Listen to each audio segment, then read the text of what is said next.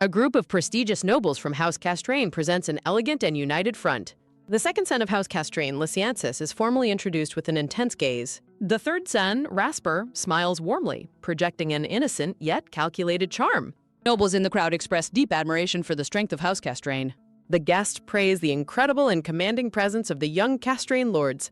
Nobles discuss Lord Raymond defending the barrier at age 15 and his busy absence today. Young ladies gush over House Castrain's achievements and the composure of the young lords. The crowd marvels at the family's thriving business and the youngest lady's beautiful gown.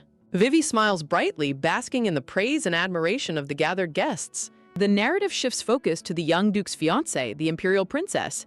Gossip turns sour as nobles criticize the princess's beauty and judge her terrible personality. Dark rumors spread about the princess's erratic behavior, obsessive potion-making, and driving the duke away. Narrative highlights Vivi, the deeply beloved and highly respected youngest daughter of Castrain. Vivi Lutine El Castrain's identity is formally declared amidst a backdrop of pure white flowers. In stark contrast, Princess Titania Sol Kaitamastian is introduced as the royal scourge. Titania laments her inevitable fate as a mere villainous foil to the beloved heroine Vivi. Staring through the dark foliage, the princess's bright green eyes reflect sudden shock and panic. A terrifying plunge from a broken balcony sends her falling toward the garden below. The shock of the fall triggers memories of her reincarnation as the villainous Titania.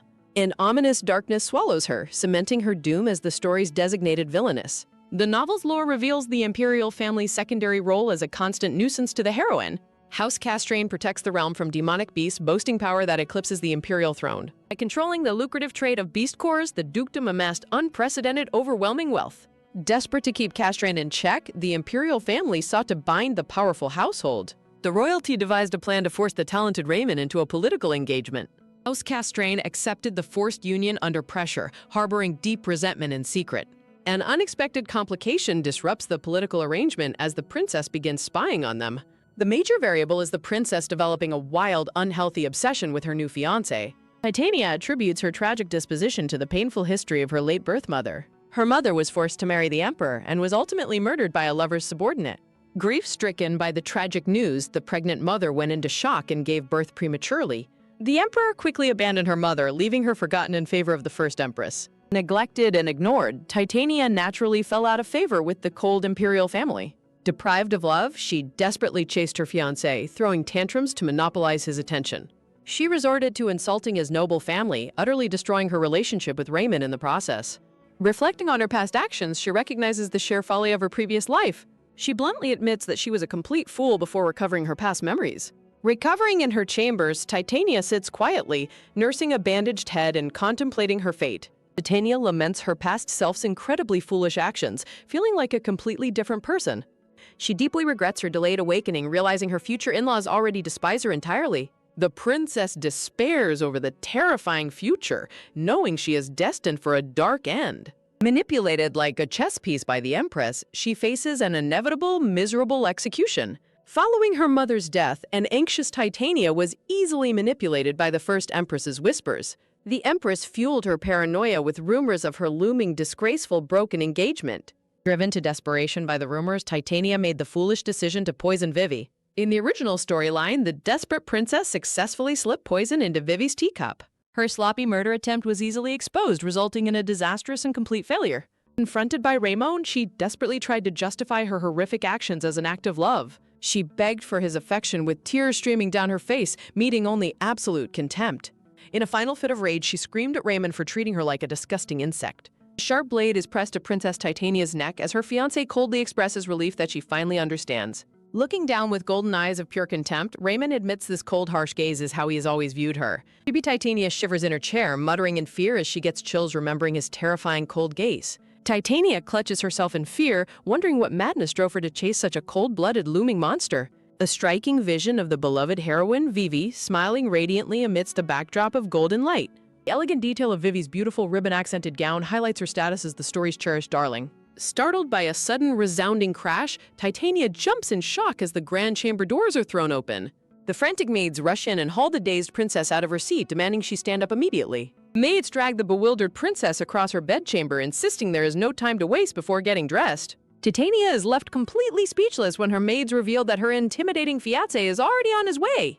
An overwhelming wave of panic washes over her as she curses the terrible sudden timing of his arrival. A chilling memory of Raymond's cold, glowing gaze flashes through her mind, heightening her sense of impending doom.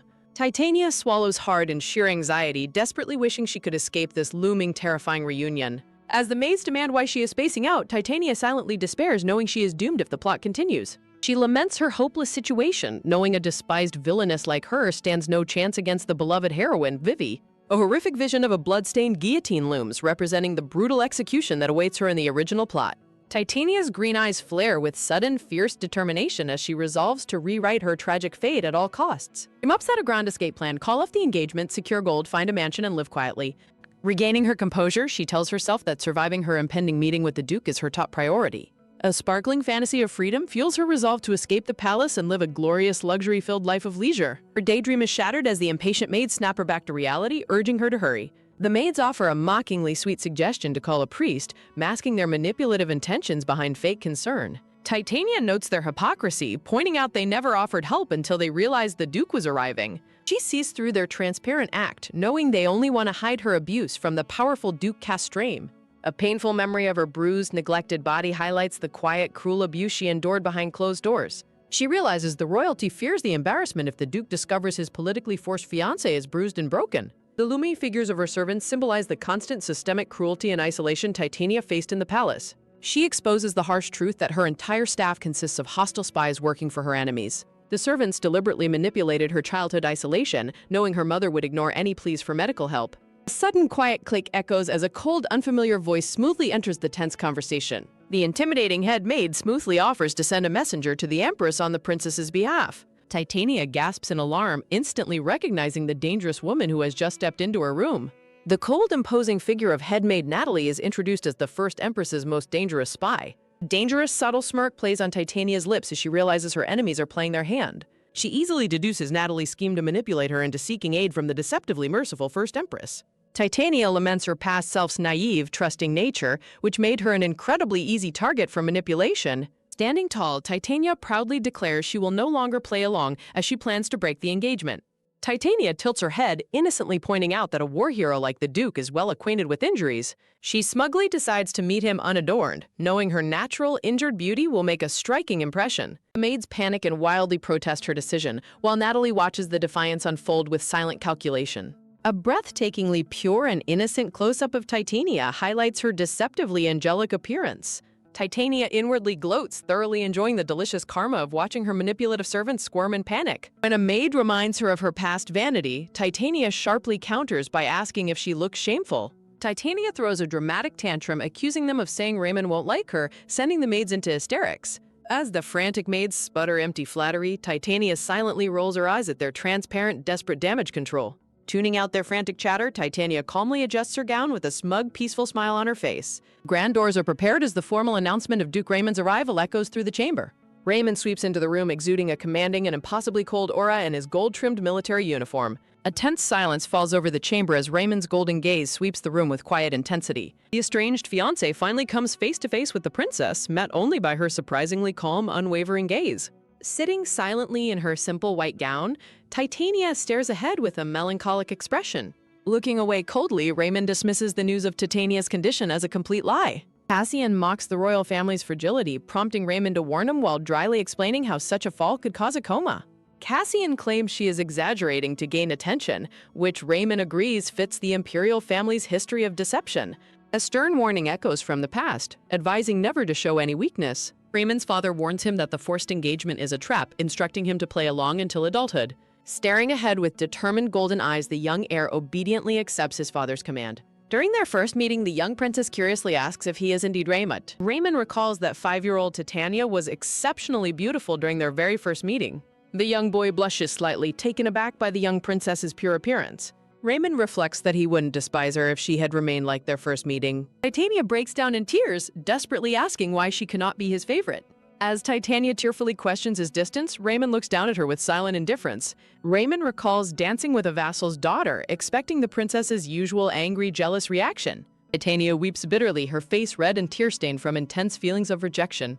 Raymond finds her broken, defeated sobbing completely unfamiliar compared to her usual tantrums. Raymond admits that he would have preferred her shouting at him instead of weeping.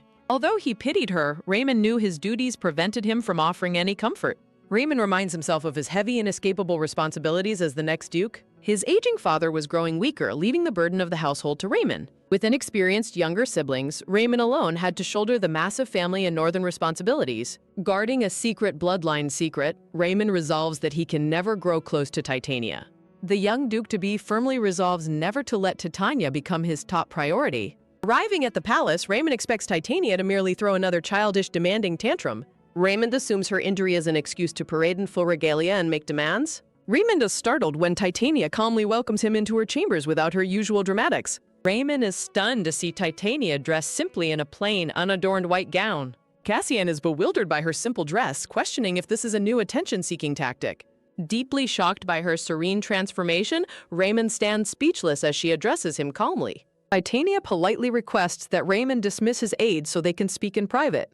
The two sit together in a quiet, sunlit garden to begin their private discussion. Raymond watches in tense silence as Titania elegantly sips her tea without any fuss. Raymond notes how the old Titania would have whined about her pain and thrown fits. He recalls her past tearful desperation, contrasting sharply with her current calm demeanor. She takes a slow, delicate sip of her tea, completely at ease in his presence. Closing her eyes, she remains calm and focused on her next calculated move. Opening her bright green eyes, she stares intently at the cup in her hands. Titania explains that her mother's family owns an iron mine on Mount Halon in Bradley County. She notes the remote mine is abandoned, unprofitable, and rumored to be haunted by locals. A sudden heavy thump of realization strikes Raymond, leaving him completely frozen with shock. Because of the haunted rumors, most people completely avoid approaching the mountain area. History reveals how the early emperor and heroes raised a great northern barrier against demonic beasts. A descending god granted the heroes elemental powers and bestowed the power of light upon the royals. Over generations, the imperial family lost their divine light as other hero families slowly declined. Eventually, only the powerful House Kaftrain remained to guard the northern barrier completely alone. Despite their efforts, the ancient protective barrier has grown dangerously weak over the years. With the barrier reaching its absolute limit, the continent stands on the brink of disaster. As a desperate last resort to keep the fading barrier standing, a secret plan was made. Raymond realizes in shock that this critical secret is something the imperial family must never discover. A soft, rustling show of wind whispers through the quiet garden as tension lingers between them. A sudden, tense panic grips Raymond as he realizes Princess Titania knows their most protected family secret. Drawing his sword in a flash of silver, Raymond threatens her directly to demand her true identity. Staring directly at the sharp blade, Titania calmly confirms her identity as the princess without flinching. The cold steel of his drawn weapon rests dangerously close to her throat in the quiet garden. Raymond keeps his sword pointed at her neck, coldly demanding to know what her ultimate goal is. Titania merely smirks in amusement, echoing his question back to him with absolute confidence. Her mind fills with visions of freedom, wealth, and escaping the imperial family to live in luxury. Suppressing her selfish desires, she playfully labels her highly valuable information as a secret gift for him. She frames the information as a strategic bribe, knowing he only acts when there is a clear benefit. Titania begins highlighting her leverage, casually mentioning the suspicious circumstances surrounding his family's new second son. She links his family's cover story directly to a legendary blood-red sword secretly brought into their possession. She points out the glaring absurdity of the Duke's family accepting simple garnets as payment. Raymond looks on with silent tension, realizing their cover story was far more fragile than they believed. She explains that his well-known hatred of social gatherings made the cover story highly suspicious to her. She suggests the garnets were a mere distraction, causing Raymond's grip on his sword hilt to flinch. Titania directly asks if the true goal was to smuggle a highly remarkable secret divine weapon. The legendary blade, Flameburge's Wrath, is revealed as an ancient weapon containing the divine power of fire. She recalls how in the original plot, Raymond's younger brother Lysianthus became the secret wielder of this blade. Under the Emperor's constant scrutiny, House Castrain had to go to extreme lengths to hide the weapon's discovery. To mask the blade's acquisition, they orchestrated a massive social scandal centered around the young Duke's stance. The carefully crafted distraction successfully prevented high society from questioning where the second son's weapon came from. Titania points out how the original princess foolishly threw tantrums, completely blind to the brilliant political theater. Raymond lowers his sword slightly, recognizing that she has completely uncovered his family's deepest, most dangerous secret. She playfully mocks his immediate hostile reaction to her offering such an invaluable political gift. She flashes him a sharp, knowing wink, thoroughly enjoying the complete shift in their power dynamic. Titania dramatically laments his cold hostility, jokingly claiming it breaks her poor, fragile heart. The intense garden standoff begins to settle as Raymond processes the staggering leverage she holds over him.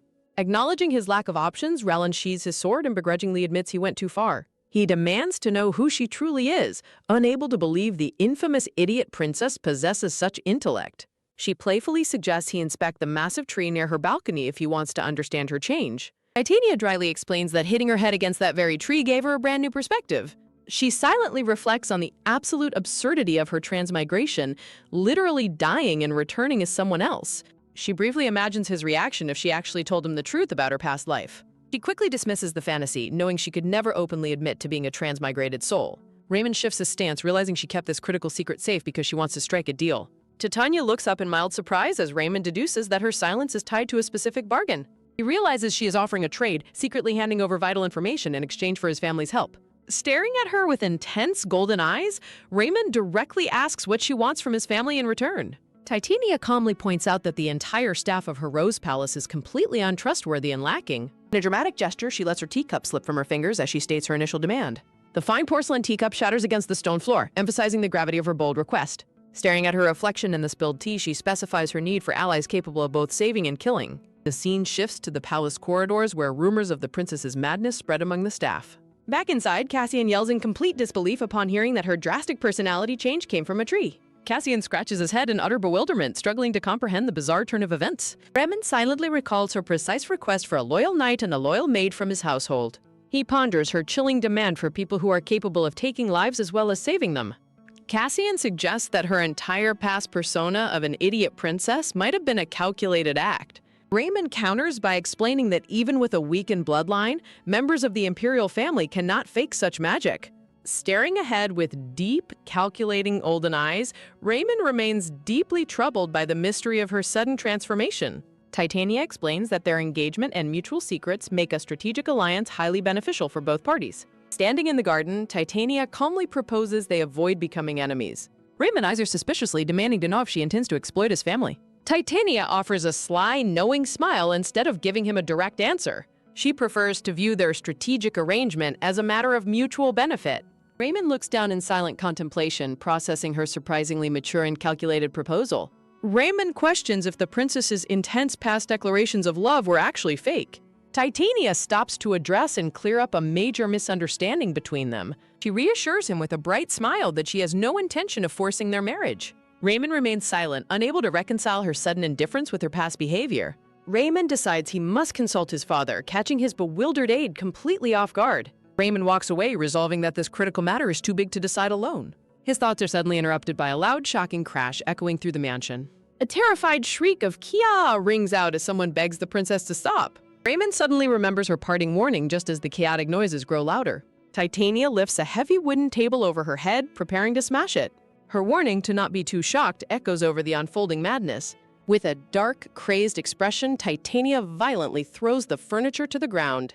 She screams at her servants, demanding to know why they are humiliating her.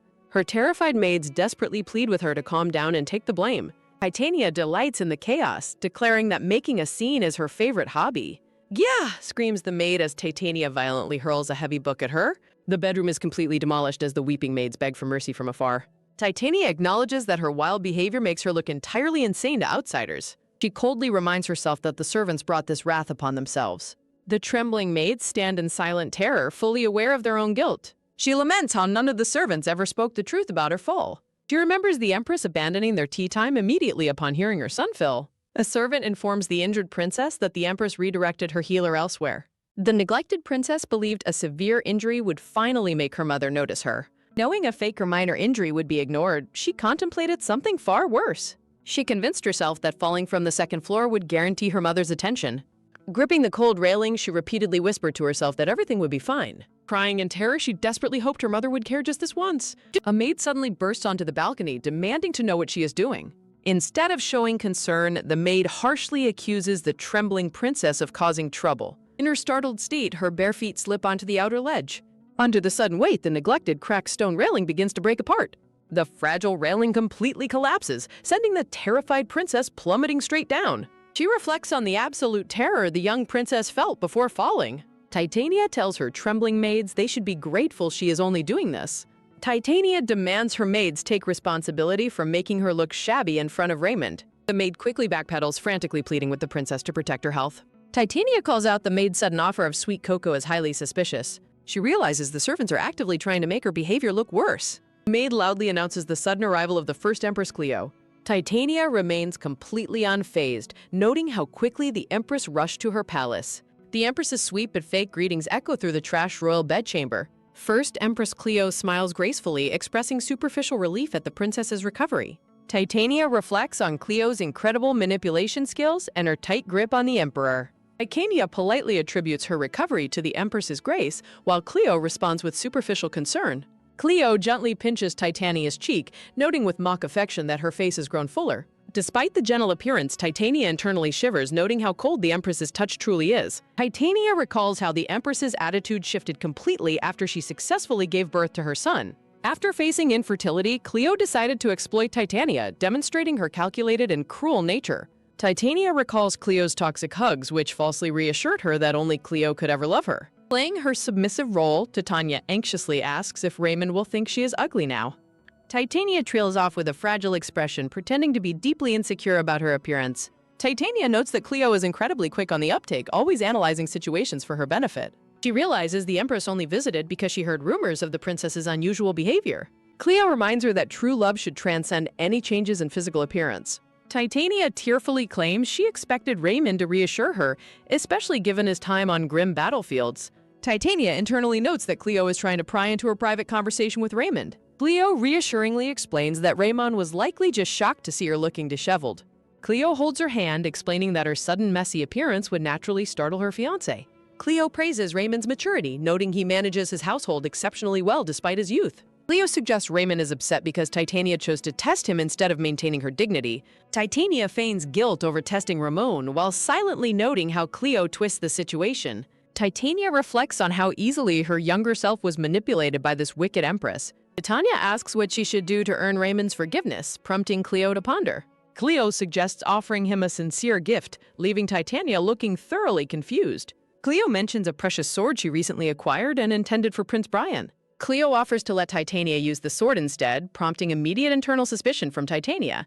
A flashy, sparkling portrait of Cleo emphasizes the deceptively beautiful facade she presents. Cleo frames her manipulative suggestion as a noble and generous act of kindness. Maybe Titania is left entirely frozen in shock by the Empress's horrifying hidden motive. Titania recalls that Vera Spacchio is a cursed sword of darkness that corrupts and ruins its wielder. In the original novel, Prince Brian unknowingly used the cursed weapon and was driven mad. Cleo insists that such a fine blade will guarantee Raymond forgives her immediately. Titania realizes Cleo was trying to send a cursed demonic weapon to the Holy Castrain family. Titania internally fumes, realizing that accepting this task is basically marching to her death. She deduces that Cleo is unaware of the curse and simply wants to bribe the Castrains. Cleo's subtle, knowing smirk reveals her underlying satisfaction with her own clever trap.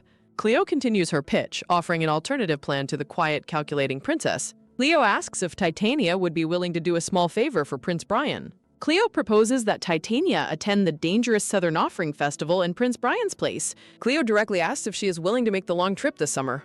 Looking down silently, Titania immediately recognizes the Empress's true, malicious political objective. Titania reflects on the dangerous month-long royal pilgrimages to the Empire's outer temples. She realizes Cleo wants Brian to stay in the capital during this critical succession period. The hazardous roads and demonic beast threats make Cleo desperate to protect her precious son. Titania outlines the imperial siblings, starting with the eldest, first Prince Brian of House Rand. She introduces the second sibling, second Prince Adrian, the Empress's biological son. Titania highlights her own low standing as the daughter of the low-born second Empress. Cleo dumps the dangerous journey on Titania to keep Brian safe and in the capital. Titania realizes that accepting this task will lock her into a cycle of dangerous errands. A sly smirk curves Titania's lips as she realizes this is actually a golden opportunity. Cute chibi Titania cheers, thrilled at the chance to escape her suffocating palace life. Cleo playfully scolds her, telling her she must not speak like a weakling. Cleo uses Raymond's expectations to pressure her, prompting a quiet, compliant agreement from Titania. The inner monologue reflects on how every complicated situation inevitably revolves around Raymond. First, Empress Cleo turns to leave, insincerely expressing her ultimate faith in the princess. Cleo instructs her attendant to send a priest to treat Titania's self-inflicted injuries. Left completely alone in her thoroughly ruined chambers, Titania stands in quiet, weary contemplation. Titania internally seethes with immense irritation at the Empress's manipulative lectures on ladylike virtues. Feeling completely drained, the exhausted blonde princess staggers back toward her grand royal bed. Giving in to her sheer exhaustion, Titania faceplants directly onto the soft gray mattress. Titania lies motionless on the bed, her blonde hair spilling over the pristine sheets. While she welcomes the chance to escape, she recognizes the severe danger of the upcoming offering festival. Her thoughts shift to the dark origins of the festival, meant to seal away a terrifying darkness. She recalls legends of a forgotten sixth hero of darkness whose power was shunned by others. Over generations, the royal family gradually lost their holy power, reducing the festival to empty formality.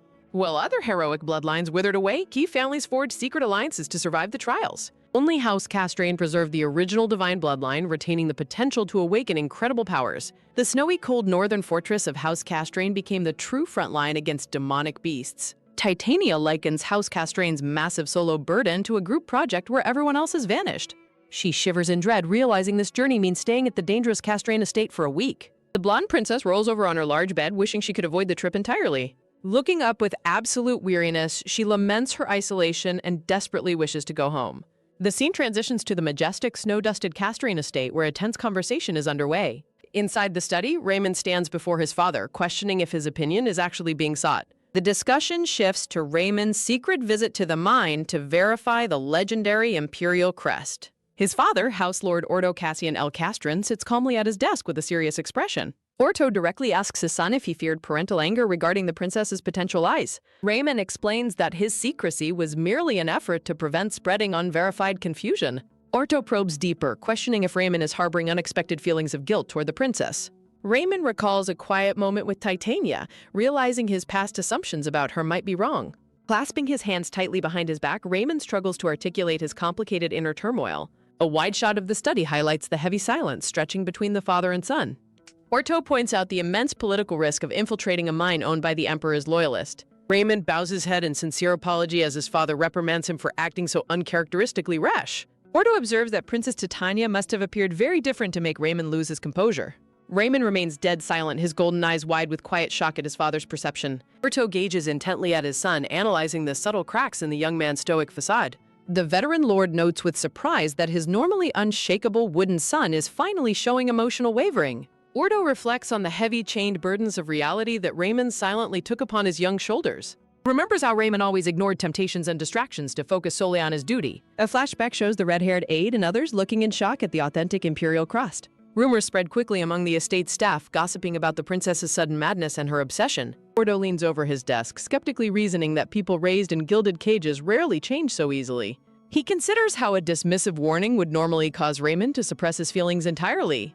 He knows Raymond would obediently bury his personal doubts to prioritize the family's expectations. Ordo clenches his own scarred hands together, weighing the heavy choice regarding the princess. Breaking the silence, Ordo ultimately decides to grant the princess a chance to prove her sincerity.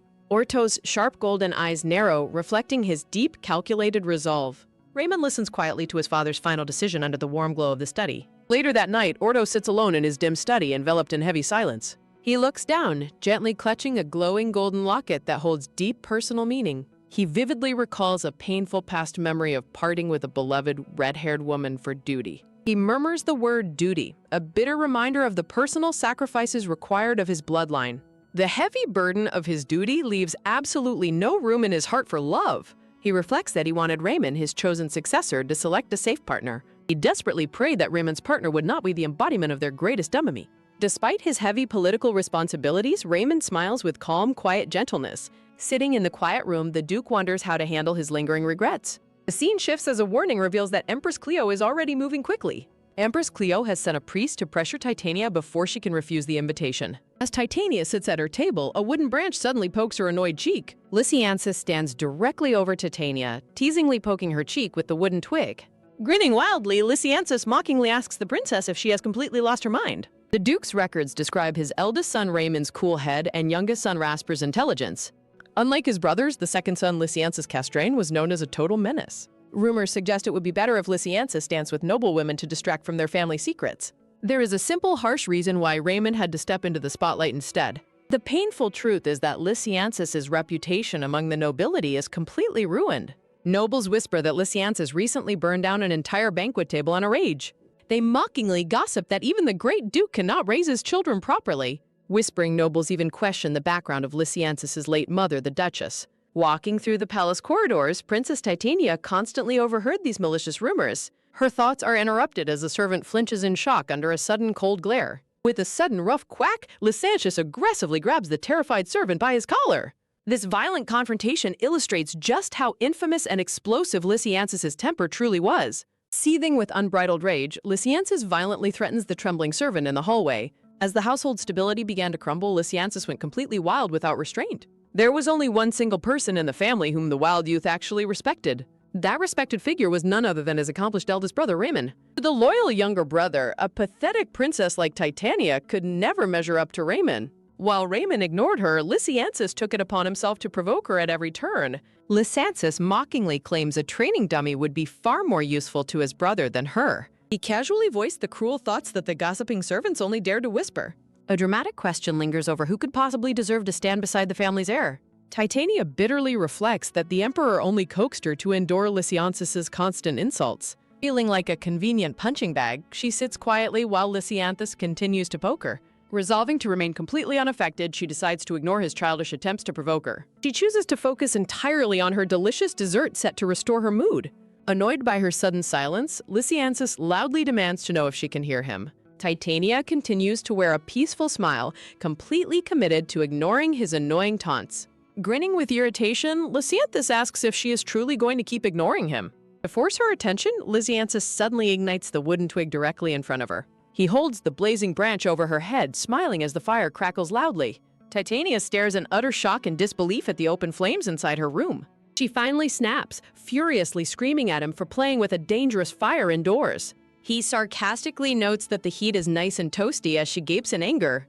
Titania mentally complains to the Duke about the highly problematic bodyguard he sent her. Lysianthus casually waves off her concern, claiming the fire is burning perfectly fine. She despairs over why the Duke sent an absolute pyromaniac to guard her instead. She deeply inhales, trying to pacify herself by treating Lysianthus like an immature child. With a tight, heavy pock, she clenches her fists, resolving to endure this trial. Titania repeats her mantra, desperate to survive her second life without losing her mind. Lysianthus smugly threatens to burn her room down as veins pop on her dress in anger. Titania pours tea on the smoking twig Lysianthus is holding, extinguishing his flame. A dripping sound echoes as Lysianthus stares in disbelief at his extinguished twig. Lysianthus is utterly baffled as to why his flame went out, prompting Titania to dryly point out the obvious. Titania teasingly lectures Lysianthus on basic common sense, leaving the young lord flustered and struggling to protest. Titania continues pouring tea while using her ongoing recovery as an excuse to dismiss him. Titania dramatically feigns terror at the thought of him starting a fire in the palace. Lysianthus is highly suspicious of her sudden polite tone, while Titania internally notes his dangerous potential. Titania recalls that in the original novel, Lysianthus eventually burns down the palace after his sister's near death. Titania secretly wonders if the young lord has already awakened his formidable fire powers. She reflects on the stages of fire magic, culminating in the terrifying power of the blue flame.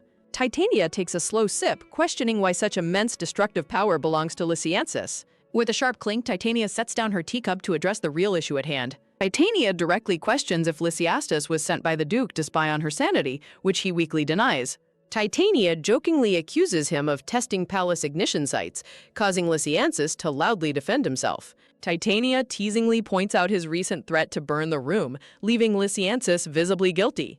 An awkward, tense silence stretches between the two chibi characters. Frustrated and exhausted by her teasing, Lysianthus sighs deeply and runs his hand through his hair. With a weary sigh, Lysianthus drops the twig to the floor, completely giving up. Lysianthus reveals the genuine purpose of his visit, explaining his father sent him with a task. Lysianthus hands her an envelope, leaving Titania stunned that the Duke of Castrain sent her a personal message. Titania opens the letter and several mysterious items fall out onto the table before her.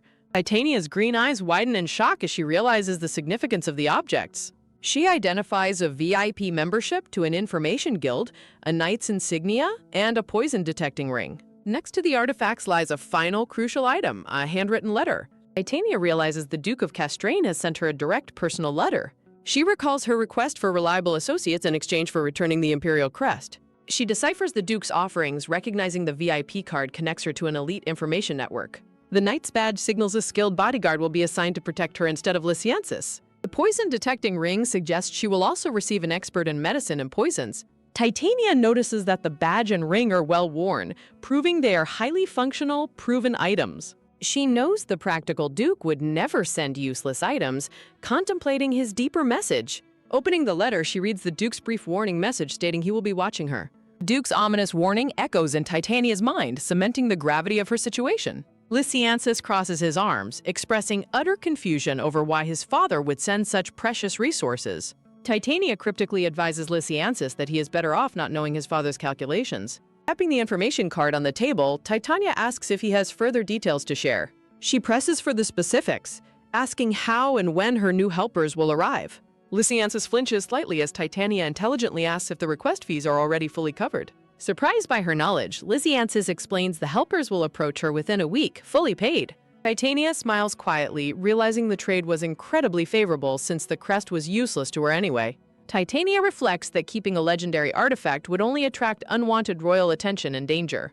She notes the imperial family actively suppresses and buries any traces of ancient divine power. Revealing the artifact's true power would threaten the current dynasty's legitimacy and cause political chaos.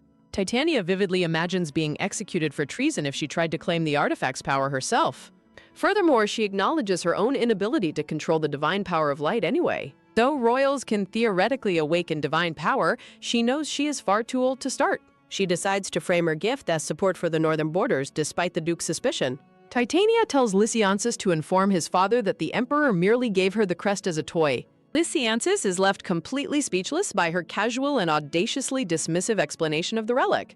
A flashback echoes the Duke's original command to deliver the mysterious package directly to the princess. Lysianthus stands before his father inside the quiet study, waiting to receive a crucial task. Holding the sealed envelope, the red-haired youth listens as his father mentions another task entrusted to his brother. Gripping the letter tightly in frustration, Lysianthus inwardly protests delivering such a valuable item to the cursed princess. Lysianthus angrily questions why he must meet the princess, dismissively labeling her change of behavior a mere act, while his father reveals how shaken Raymond was. Lysianthus proudly reflects on his capable brother Raymond, whom he deeply admires and respects. Past memories show how Lysianthus felt free to run wild, shielded by his brother's immense capability. Despite living in his brother's shadow, the red-haired boy never harbored any resentment or bitterness. Instead of jealousy, Lysianthus felt nothing but deep admiration and affection for his talented older brother. Preferring straightforward honesty, the red-haired youth always despised political schemes, manipulation, and secret dealings. However, Lysianthus remains absolutely convinced that the princess is completely unworthy of his brother's devotion. He harbors deep disdain for the royal family, viewing the princess as a toxic political obstacle. To him, she is nothing more than a hollow shell abandoned by her own imperial family. He holds a firm conviction that her presence would only serve to drag his brother down. Remembering her past behavior, Lysianthus recalls her public tantrum when Raymond danced with another woman for political purposes. Driven by protective anger, Lysianthus considers stepping in directly to spare his brother from her antics. Lysianthus offers to sacrifice himself instead, claiming the emperor doesn't care about the marriage anyway, but Raymond firmly cuts him off. Lysianthus insists his own reputation does not matter, reflecting bitterly that his brother has already sacrificed far too much.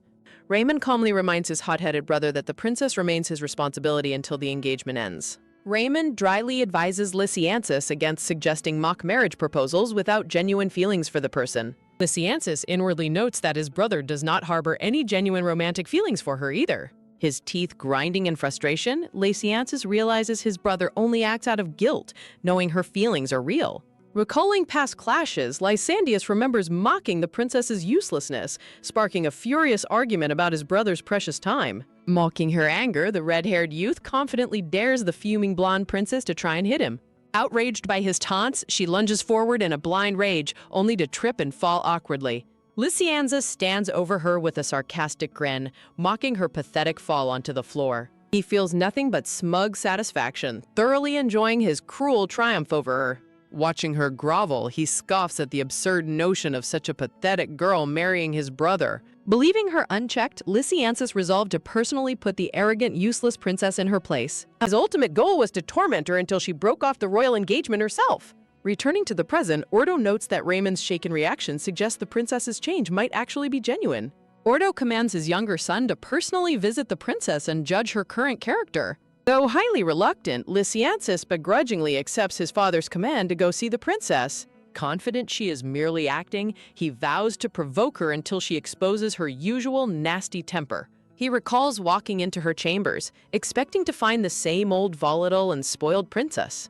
provoke her, he had smugly ignited a twig, expecting her typical explosive outrage. To his complete shock, she casually doused his magical fire with a simple splash of tea. Lysianthus admits to himself that his fire stunt went too far, yet her calm demeanor remains deeply unnerving. Her polite, composed reaction left him standing awkwardly, completely unable to process her peaceful attitude. He stares intently at her hair ornament, noticing how different her aura feels compared to the past. With a gentle, serene smile, she declares to him that the old Princess Titania is dead. Her hollow, empty gaze leaves him completely frozen as she repeats that the princess truly died. Suddenly, a terrifying vision of her weeping in a burning room flashes before his eyes. Completely bewildered, the red-haired youth looks at her with growing dread as the vision intensifies. Enveloped in illusory, roaring flames, she whispers that he is currently facing nothing but a ghost. Sweating in fear, Lysianthus realizes with horror that her grim confession is completely genuine. He begins to hallucinate a tragic past event where she desperately screamed her innocence regarding poison. The vision reveals her begging for mercy amidst the fire, only for his past self to coldly dismiss her. Bleeding and broken, she listens to his cruel, unwavering accusations that she willingly brought the Empress's poison. Lysianthus remembers his past self wishing everything Raymond loved would vanish, completely blind to her tragic ignorance. Cutting off her desperate pleas, his ruthless words in the vision declare her rotten to the core. The tragic memory warns that she would never earn Raymond's love, leaving her crying bloody tears. He watches her lie broken and bleeding amidst the roaring flames of his past memory. His teeth grind in absolute fury as he watches her weep amidst the raging flames. In his thoughts, he dismisses her desperate actions as a mere emotional tantrum from someone who has already lost everything. He reflects that the true mastermind is likely laughing at her from the shadows of her tragic situation. He scoffs that she doesn't even realize she is being used as a pawn, choosing to throw herself off a cliff. He notes her sheer stupidity, pointing out how her face twists in despair just from hearing Raymond's name. A sudden harsh grind sounding as Lysianthus realizes her tragic defeat brings him absolutely no satisfaction. He stares at her broken body on the floor, labeling her a stupid woman and questioning how anyone could act so foolishly. His past self unleashes a final, screaming tirade of pure hatred and disgust toward her. The memory of his cruel declaration echoes, wishing she had never existed to plague his brother. A sudden quick click sounding as Titania's gentle voice abruptly breaks him out of his thoughts. Lysianthus stands in stunned silence, sweating slightly as he returns to the quiet reality of her chamber. He remains frozen before her tea table, staring intensely at her incredibly calm and composed posture. Titania asks why he is spacing out, prompting him to silently wonder if the tragic vision was just a fleeting illusion. He observes her serene face, noting that even if the vision was blurry, she definitely looked like the original Titania. His thoughts assert that the spoiled princess he once knew would never make such a peaceful expression. Lysianthus flinches in surprise, stammering awkwardly as he struggles to reply to her quiet, knowing gaze. Titania calmly asks if he was only there to deliver the Duke's message, causing him to twitch in mild irritation. Fearing she will ask about his brother again, Lysianthus decides to play along and provoke her one last time before leaving. Titania smiles brightly, suggestively proposing they leave anyone watching them with an unforgettable scene whenever they are together. She resolves to keep her contract with the Duke hidden from the imperial family, calculating that the Duke sent Lysianthus for the same reason. She notes that since they fight every time they meet, no one will suspect their secret deal regardless of how often they cross paths. She reflects that if the Duke sent Lysianthus to maintain her bad reputation and avoid suspicion, she is genuinely grateful. Titania hands him the dry twig and commands him to light it, leaving him stuttering in complete confusion. A sudden bright whoosh sounding as Lysianthus uses his fire magic to ignite the dry wood. Lysianthus stands in stunned bewilderment as she casually turns and walks away with the blazing torch. A sudden intense crackle sounding as she gleefully presses the burning twig against the palace curtains. Lysianthus panics in absolute terror while Titania laughs maniacally, declaring that destroying property is her favorite thing in the world. Lysianthus yells, asking if she wants to burn down the palace, but she casually replies that it is her own property to destroy. She teasingly reverses herself, warning that he will be the one blamed for the arson, leaving him screaming in frustration. She turns back to him with a smug, knowing smile, thoroughly enjoying his state of sheer panic. She mockingly questions if he has still failed to figure out the real reason the Duke sent him. She explains that his father wants him to raise hell together so absolutely no one gets suspicious of their secret deal. She explains the servants have been embezzling the budget, declaring this fire is her direct payback for her cracked skull. Titania happily sighs in relief, while Licinius screams in utter disbelief at her absolute madness for burning her own palace. A sudden grand tada sounding as she reveals a sparkling, triumphant smile, completely ignoring his stunned and horrified chibi expression. She recalls that when her balcony collapsed and she nearly died, not a single servant stepped forward to help her. Since her status in the imperial family is at rock bottom, she smiles coldly, declaring that she is the only one who can save herself. She sprints across the grass, holding her blazing torch high as Lysianthus frantically yells to ask where she is going. A sudden roaring crackles, sounding as she joyfully commands everything to burn, letting her own palace go up in bright flames. She explains that 80% of her staff are spies, while the rest are political outcasts sent to keep watch.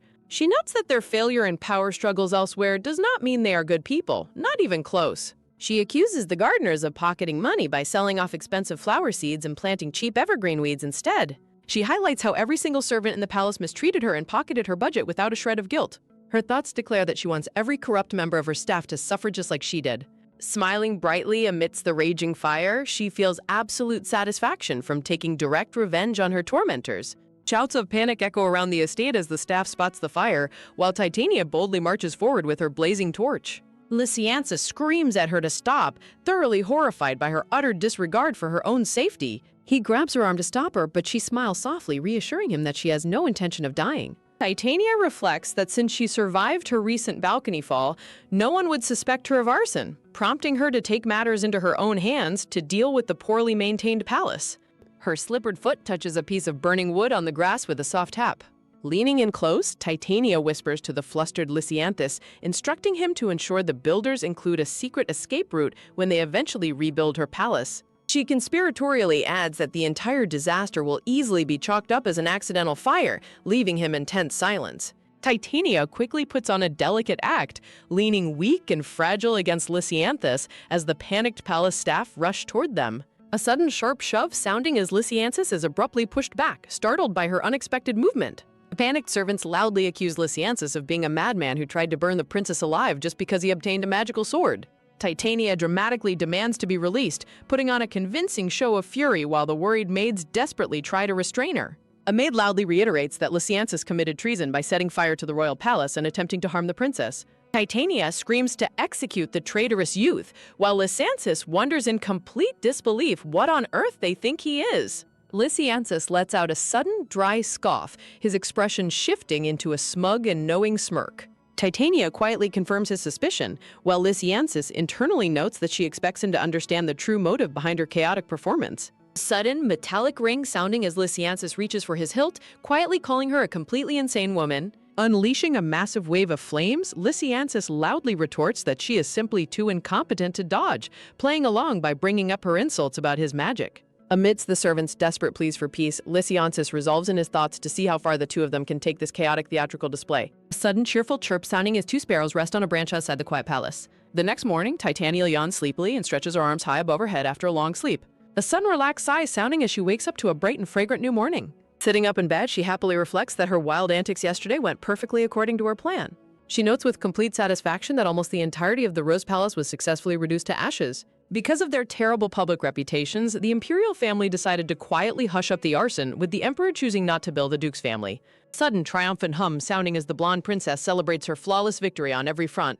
Looking around her spacious bedchamber, she realizes there is still one more critical matter left to address. She remembers the legendary cursed sword, realizing she completely forgot to discuss it with Lysianthus amidst all the blazing chaos she caused. She angrily curses the empress for dumping such an annoying burden on her, knowing full well her access to Raymond is heavily restricted. She deduces that the sword is a silent threat from the empress, warning her not to break her promise regarding the offering festival. A sudden light pit-pat sounding as she walks barefoot across the cold floor of her chamber. Standing quietly before the ornate container on her table, she contemplates the mysterious contents hidden inside. She muses to herself that it would be far too risky to sell such a recognizable and legendary weapon on the black market. A sudden soft rustle sounding as her fingers touch the fabric, wondering what on earth she should do next. She considers handing it over to the Duke's family, but worries that asking for more favors after already receiving so much assistance might be pushing her luck. A sudden, heavy silence falling as she hesitates, realizing there are a few other viable options left to her. She reasons that the Castrains are the only ones capable of utilizing the cursed weapon, especially now that they possess the legendary crest. She recalls the sword's ability to expose lies at the cost of sanity, noting that the crest could safely neutralize the demonic beast's curse. A sudden, soft slide sounding as she decides to unwrap the blade to personally test its magical abilities first. A sudden sharp ring sounding as she pulls the glowing blade from its ornate sheath, releasing a brilliant light. She gazes in sheer amazement at the stunning design and powerful magical aura emanating from the legendary weapon. Smiling at the beautiful weapon, she remarks that the sword seems far less menacing than she originally expected. A sudden blinding flash sounding as the blade erupts in a massive shimmering wave of magical golden light. A sudden cheerful chime sounding as a glowing blue system notification unexpectedly materializes directly above the shining blade. Titania stands frozen in utter bewilderment, staring blankly at the floating magical window hovering right before her eyes. The blue window displays a warm message, greeting her as the true contractor and master recognized by the legendary sword. A sudden bright flash sounding as a second blue notification demands to know if she can hear the weapon's voice. Dumbfounded by the sentient weapon, she frantically stutters and demands to know what on earth it means by calling her a contractor. The sword proudly introduces its divine origins as a creation of the god Belobog, declaring its sole purpose is to guide her journey. The system window explains that half of its functions are currently locked, requiring the crest of Gloriana to fully initiate its power. Titania remains completely silent, staring at the weapon with an expression of pure, unadulterated disbelief and fatigue. She grumbles in absolute annoyance, deeply questioning why a supposedly terrifying cursed sword is behaving in such a cheerful manner. The blue system interface cheekily prompts her, asking if she wants to immediately begin the master initiation process. Sudden furious shouts sounding as the blonde princess flatly and violently rejects the sword's ridiculous offer. The glowing system interface reveals that without proper initiation, her access to the sword's full power remains limited to 25%, while the annoyed blonde princess demands to know why she was chosen as the contractor in the first place. The system window casually explains that her formal registration as a contractor of Lord Belobog makes her its eternal master, provoking a furious outcry from the blonde princess. The floating blue window reveals that the sword's prior cursed form is a preliminary persona manifested to unqualified users, leaving the weeping princess to regret her unnecessary curiosity. The system prompt elaborates that while the sword usually accepts only one master, the deity granted an exception, allowing a spouse or equivalent partner to share its power. The interface happily concludes that a partner can jointly wield the weapon, causing the exhausted princess to collapse onto the floor in complete despair. Slumped over her desk, the blonde princess wearily notes that this unique marriage clause offers her absolutely no help in her current predicament. She sarcastically imagines herself shamelessly flirting with Raymond, proposing that they marry just so he can wield the legendary cursed weapon safely. A sudden, warm vision depicts her cheerfully offering the bow-wrapped sword to a delighted Raymond on the condition of their marriage. A red warning window details their ultimate mission to seal and annihilate the creator of all demonic beasts lurking beneath the northern underworld, which only irritates the princess. The system explains the impending danger of the world-protecting deity, but the blonde princess flatly demands to know why she must take on such a burden. The glowing interface instantly replies that she must do it simply because she is the contractor, leaving the princess screaming in frustration inside her bedchamber.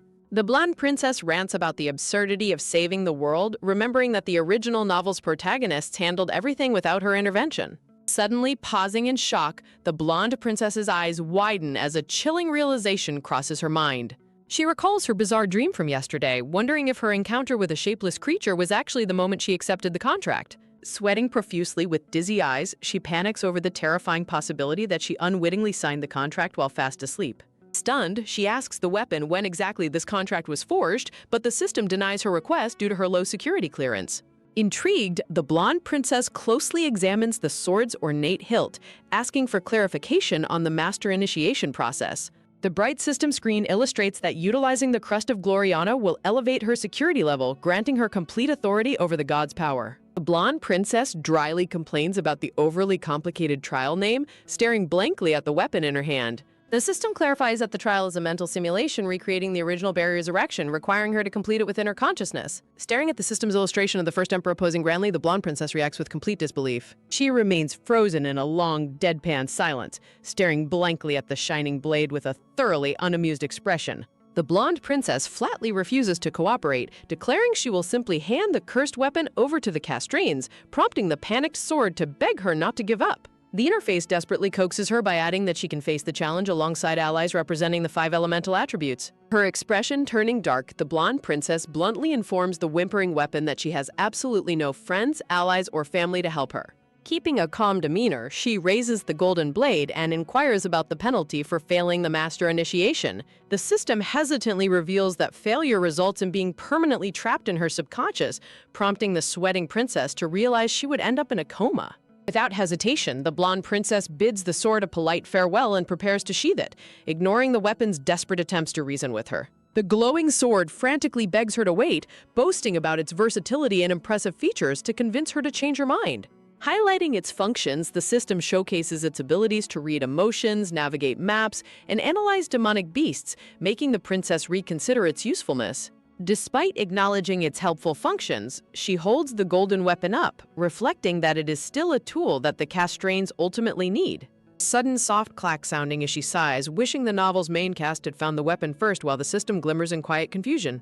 Gently placing the sheathed sword back into its container, she reflects on her original plan to quietly slip away once the true protagonist achieved happiness. A formal announcement suddenly echoes from outside, informing Princess Titania that the Emperor has invited her to a private dinner banquet. Startled by the sudden summons, the blonde princess turns her head toward the doorway where a maid stands waiting.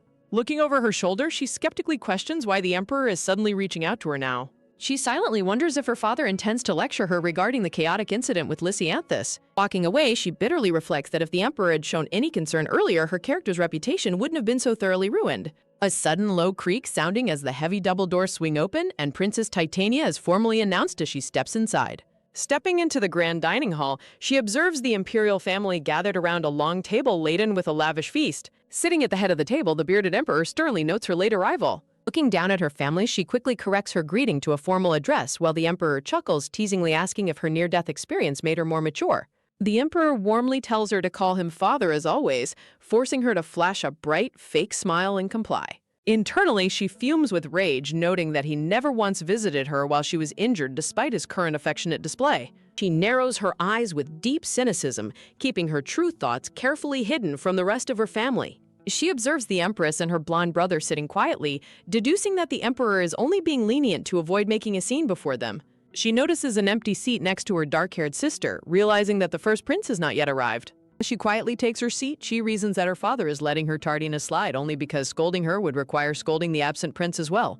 She stares down at her plate in silence, her expression turning somber amidst the bright floral decorations. Sitting alone at the edge of the table, she quietly sighs as she realizes her low status within the family remains entirely unchanged. The blonde princess observes her family's dynamic from her seat at the far end of the long dining table. She notes her mother's absence due to illness while her father sets a place just to appear devoted. The dark-haired sister fake sympathizes with Titania, mockingly expressing relief that her face remains completely unscathed. Smiling deceptively amidst beautiful white roses, the dark-haired sister apologizes for failing to check on her recently. Glaring at her sister's back, the blonde princess instantly sees through her transparently insincere act.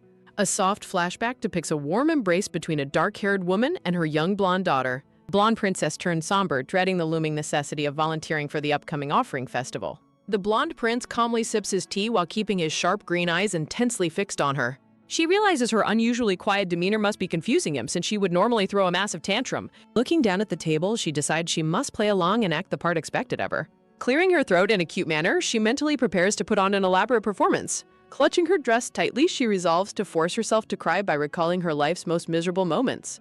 She remembers the absolute despair of waking up in this difficult second round of her life. Bursting into dramatic tears, she loudly wails that the Rose Palace is shabby and pathetic. She sobs that she was told the worthless facilities perfectly suited her own useless nature. Tears stream down her flushed face as she puts on a masterclass of tragic emotional weeping. She reasons that while her father normally laughs off squabbles, insulting her palace crosses a line. Insulting her residence is the equivalent of mocking the entire imperial palace itself, which her father cannot ignore. She knows her father's insecurity regarding the Duke of Castrain will prevent him from letting this insult slide. The Emperor winces slightly, gently acknowledging that the blonde princess has suffered quite a lot. The Emperor tells her to dry her tears while she sniffling asserts her own shortcomings. Startled by her relentless weeping, the Emperor raises his voice and firmly demands that she stop crying. He promises to rebuild the Rose Palace grandly so the Duke of Castrain never dares mock it again. Internally, she celebrates her successful manipulation, mocking her father's lack of courage to confront the Duke directly. She reflects that this arrangement suits her father perfectly, letting him appear incredibly generous and forgiving. The brown-haired empress skeptically questions where Princess Titania will reside during the palace's reconstruction. The dark-haired princess gasps in surprise, admitting she had not even considered that dilemma. The dark-haired princess suggests that Titania stay in Prince Brian's empty palace during the festival. With a subtle smirk, she fake cordially invites Princess Titania to live with her in Daisy Palace instead. The blonde princess's sharp green eye narrows in intense focus as she calculates her next move. She decides that if she must go anyway, she should use the opportunity to earn valuable points. Turning toward her sister, she prepares to deliver her carefully constructed response to the generous offer. Clasping her hands, she humbly declines, claiming she cannot impose since she is not useful like her brothers. She flashes a somber, self-sacrificing smile that makes her look incredibly noble and martyr-like. The Emperor and the Empress stare at her in complete, stunned silence at her unexpected maturity. Delighted by her compliance, the Emperor laughs boisterously, agreeing to rebuild her palace while she is away. The blonde princess smiles serenely as her father praises her for being such a filial daughter. She analyzes his relief, knowing he is thrilled to resolve the annual headache of choosing a prince. A flashback shows the Emperor stressed over appointing a crown prince while managing his competitive sons. She bitterly laments her father's cold heartlessness in sending his traumatized daughter to the empire's edge. A sudden loud slam sounding as the gilded double doors of the banquet hall are flung wide open. The attendants formally announce the grand arrival of first Prince Brian, who strides confidently into the room. The dark-haired sister stands up from her seat in pure excitement, eagerly calling out Brian's name. Blonde princess watches coldly, fully aware her older brother received his summons much earlier that morning. She inwardly fumes at his arrogance as several servants struggle to drag a massive, bleeding carcass inside. The attendants dump the bloody, dead demonic beast directly onto the pristine floor of the dining hall. Prince Brian proudly spreads his arms, boasting about his hunt and demanding his father accept the gift. While the Emperor praises his son's bravery, the blonde princess glares in absolute silent disgust. Suddenly, a dark-haired man silently approaches the dining table, stepping directly behind the blonde princess's chair. Blonde princess's green eyes widen in pure shock as she senses a chilling presence right behind her. The blonde princess suddenly notices a highly familiar, distinct scent that instantly triggers her deep suspicion. She shrewdly deduces that Brian was heavily drinking before hastily rushing off to hunt a beast. Dark-haired sister leans affectionately against her brother Brian's chair, celebrating his impressive hunting achievements. Brian boasts about personally carving the boar, while the Emperor expresses immense pride in his courageous son. Narration explains that the Emperor heavily favors Brian due to his inferiority complex toward Duke Castrain. She reflects that Brian's swordsmanship is merely an act, and others likely did the actual hunting. She notes Brian's true incompetence as he invites his sister and father to share a celebratory drink. A chilling whoosh sounds as the brown-haired Empress glares with glowing, ominous eyes, radiating intense displeasure. Looking around, the blonde princess realizes she is not the only family member feeling deeply uncomfortable. While her siblings laugh jovially with their father, the blonde princess stands silently apart from them. Asking to prepare for the festival, the princess requests permission to leave, and her father readily dismisses her. As Speed walks away, she catches her green-eyed second prince staring after her in quiet surprise. A solid thud sounding as she shuts the grand dining hall doors behind her, finally escaping. Her walk down the dark corridor is interrupted by a sudden low creak sounding as her brother calls her name. Stepping forward with a soft clack sounding, her blonde-haired brother greets her and remarks on how long it has been. Smiling gently, her green-eyed brother friendly invites her to join him for a cup of tea. The scene focuses on the elegant details of his outfit as their quiet hallway conversation continues. Meanwhile, Raymond pauses his writing, deeply perplexed by the princess's highly unpredictable behavior and puzzling actions. Lysianthus remarks from the couch that the princess must have eaten something strange or died and returned. Lysianthus sheepishly admits that this sudden change is why he has started to find her cute. Lysianthus hilariously panics at his own thoughts, while Raymond dryly retorts that Lysianthus is the insane one. Lysianthus argues that Raymond was the first to notice her change, demanding to know why he disagrees now. As Lysianthus passionately insists they cannot ignore the issue, Raymond firmly orders him to stop talking. Lysianthus reacts in complete shock when Raymond confirms his decision to escort the princess to the palace. Raymond explains that since she had a valid reason and their father approved, there is no issue. Instantly cheering up, Lysianthus enthusiastically agrees, proudly boasting that she always has her act together. Lysianthus beams with a brilliant, joyful smile, showing his absolute adoration for the princess. Flashback details how she previously used the Castrain name to help eliminate black market operations. She also bravely exposed the head maid for extorting money and valuables from others. Her efforts even successfully coaxed the reclusive librarian boy, Rasper, out into the world. A nostalgic scene depicts the silver-haired Rasper happily walking hand-in-hand with the young princess. Furthermore, she never hesitated to approach the fearsome Duke of Castrain directly. She gifted him heartfelt letters and tea hand-brewed from flowers she handpicked herself. The special flower tea miraculously eased the chronic pain from the Duke's long-standing old injury. The adorable young princess radiates pure warmth as she smiles brightly in a red dress. Her selfless nature and sincere wish for everyone's happiness brought warmth to those around her. The cherished memories show her surrounded by her loving allies, sharing genuine laughter and joy. Lysianthus rambles about Rasper and the princess's cuteness, prompting Raymond to quickly shut down his nonsense. Lysianthus asks if Raymond is visiting her tomorrow, but Raymond firmly corrects him to use professional terms. Raymond explains that the Imperial Palace rarely inspects the guest lists for personal escort visits. He turns his head in quiet contemplation, keeping his true motivations carefully guarded. Lysianthus slyly confirms that her escort will be traveling in complete secrecy. When Lysianthus laments missing her, Raymond silently questions why he is so intensely fixated on her. Raymond's golden eyes widen slightly as he remains silent, visibly caught off guard by the question. Lysianthus concedes, noting that Raymond did meet a princess who has seemingly become a completely different person. Raymond reflects that Titania has changed so drastically that he cannot yet make a final judgment. The memory of her intense, glowing green eyes lingers vividly in his mind. He vividly remembers her genuine, radiant smile that completely transformed her usual demeanor. He sits alone in his quiet office, lost in deep thought over her mysterious transformation. A sudden soft clack sounding as a warm cup of freshly brewed tea is placed down. Blonde-haired Prince sits across from Princess Titania and admits that he knows very little about tea. With a gentle smile, Prince Adrian explains he simply ordered a sweet, easy-to-drink blend for them. Looking down at her cup, Princess Titania begins to analyze her brother's flawless appearance and demeanor. She internally notes that he truly looks like a perfect prince straight out of a beautiful painting. She carefully observes his elegant posture and the intricate gold details of his noble attire. She reflects that even someone who appears so flawless carries a twisted, unfortunate fate remarkably similar to her own. Narration reveals Prince Adrian was born a year after Brian and would have easily been crowned prince if not for his parents' bitter marital conflict. In a dark flashback, the Emperor and Empress glare coldly at one another, leaving young Adrian isolated. The pampered Emperor sits arrogantly on his throne, unable to tolerate anyone more talented than himself, particularly the Duke of Castrain. The Empress and the scarred Duke of Castrain were far more competent, which wounded the Emperor's fragile ego. The Empress was the eldest daughter of House Integria, a prestigious marquisate backing her immense authority. Raised by the strict Integra family, she was trained to be exceptionally dignified, flawless, and proud. Upon becoming Empress, she refused to humor the Emperor, leaving him frustrated but unable to openly oppose her. To humiliate the proud Empress, the Emperor doted heavily on Cleo, raising her status out of spite. As an only child, the arrogant Emperor demanded his sons desperately compete and please him to earn the throne. The Emperor's true, highly irresponsible mindset forced his children to constantly plead for his favor. This cruel dynamic guaranteed a bloody, inevitable struggle for succession among the young princes in the future. Instead of begging for favor, the quiet Empress and Prince Adrian calmly step back and merely observe the competition. Princess Titania sips her tea, realizing her silent companions are waiting for the perfect moment to strike their enemies. Prince Adrian rests his chin in his hands, offering a warm, deceptively peaceful smile to his sister.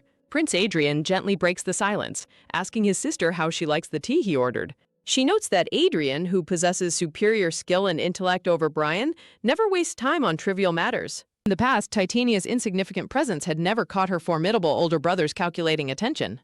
A sudden, sharp clack sounds as Princess Titania places her cup down, bluntly declaring that the tea is bitter. Adrian is puzzled since he ordered it sweet, but Titania clarifies she means his intensely searching gaze. Titania directly confronts Prince Adrian about the intense, probing looks he keeps casting toward her under the guise of hospitality. She gazes back at him with piercing, unflinching green eyes, daring him to drop his friendly facade. A heavy, suspenseful silence falls over the grand room as they stare at each other across the table.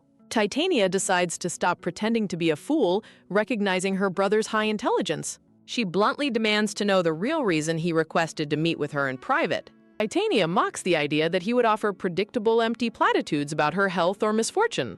She continues to scoff at the thought of him pretending to suddenly become a kind, doting older brother. She asks if he really expects her to believe such hollow, sentimental nonsense from him. Princess Titania remains completely cold and composed, awaiting his genuine, unfiltered response to her bluntness. She addresses Prince Adrian directly by name, cutting straight through any remaining pretense. She continues to mimic his potential excuses, mocking the idea that he would play the protective brother. She directly asks Adrian if he really intends to offer such foolishly shallow lies to her face. Prince Adrian chuckles softly, conceding that she is far more perceptive than a simple, clueless child. She specifies that Adrian previously avoided her, Cleo's favorite pawn, to avoid drawing the Empress's direct ire. Adrian sheepishly scratches his neck, amused and somewhat impressed by her sharp, accurate assessment. While Adrian chuckles, Titania inwardly labels him a complete, calculating hypocrite who only acts for survival. She observes that behind his soft, gentle smile lies a dangerous, highly patient tactician. Narration warns that Adrian is like a snake, waiting for opponents to slip up before striking decisively. Adrian notes Cleo's good mood, explaining she was thrilled when he volunteered to personally attend the offering festival. Adrian admits he was surprised by her sudden volunteering, noting the festival is far from pleasant. With a serious expression, Adrian plainly warns his sister that the upcoming event is incredibly dangerous. Adrian offers to accompany her since she lacks a personal knight, asking if she wants his protection. A cold breeze seems to blow as Princess Titania skeptically questions if he intends to stand by her side. She knows that beneath his concerned, brotherly tone, Adrian is solely acting to advance his own hidden agenda. She remains highly vigilant, refusing to trust a single word spoken by her calculating brother. Princess Titania realizes drawing Adrian into her plans lets him attend the restricted festival. Princess Titania clutches her dress as a wave of apprehension hits her. She realizes that taking this risky path will guarantee she earns Empress Cleo's deep hatred. A chilling vision of Empress Cleo looming behind Titania raises the high stakes. Cold sweat beads on her face as she doubts Adrian would ever truly defend her. She knows with absolute certainty that the calculating prince would never protect her. She mentally scoffs at his false display of concern for her safety. Titania bluntly asks Adrian how many people visited her while she lay on her deathbed. She reveals with cold finality that not a single person came to see her. After Adrian speaks her name, Titania mocks his sudden, highly delayed attempt at brotherly concern. She sarcastically questions if she is expected to feel grateful for his delayed outreach. Adrian tries to remind her they are siblings, but she rejects his excuse due to his lineage. She firmly states she knows he has never truly regarded her as his sister. Anger flares within her as she remembers how desperately the original Titania starved for affection. The painful memory highlights how neglect drove the young princess to complete ruin. Titania accuses him of only showing interest now because she has become a useful pawn. Adrian remains entirely silent, unable to dispute her harsh, accurate accusations. An uncomfortable silence hangs over the beautifully adorned room as they sit opposite each other. Adrian confesses that her recent bold changes and sharp words have piqued his interest. Adrian admits that pretending to act like a caring brother at this point is laughable. Princess Titania maintains her cold, silent composure, quietly observing his next moves. Adrian explains that survival in the palace has forced him to calculate every single move. Adrian sheepishly acknowledges that his explanations probably sound like empty excuses to her. Adrian proposes an alliance, suggesting he is a far better option than Empress Cleo. Adrian reasons that she is far too clever to turn him into an enemy. The scene shifts as Prince Adrian stands in a moonlit hallway lost in deep thought.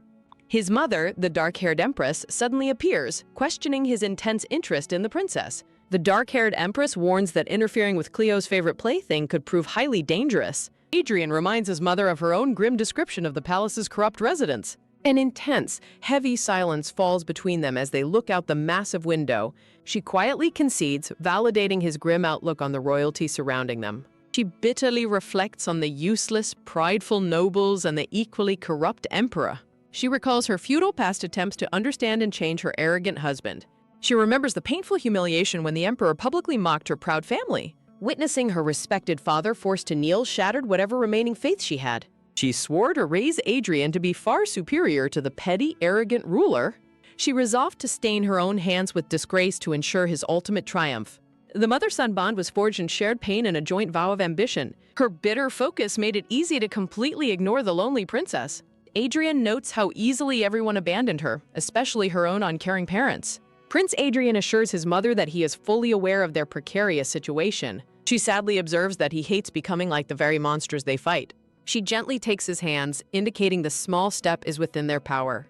She confesses that seeing Titania's sudden transformation deeply startled her earlier that day. They remember the princess's past habit of playing the fool and pretending not to notice. Adrian reflects that observing her performance felt like looking directly into a mirror. He acknowledges his fortune in having a devoted mother, unlike his lonely sister. The Empress admits to feeling a hypocritical twinge of guilt over Titania's utter isolation. She clutches a sleeve tightly, the physical gesture conveying her heavy, complex emotions. Adrian pulls his mother into a comforting hug, promising her he will remain safe.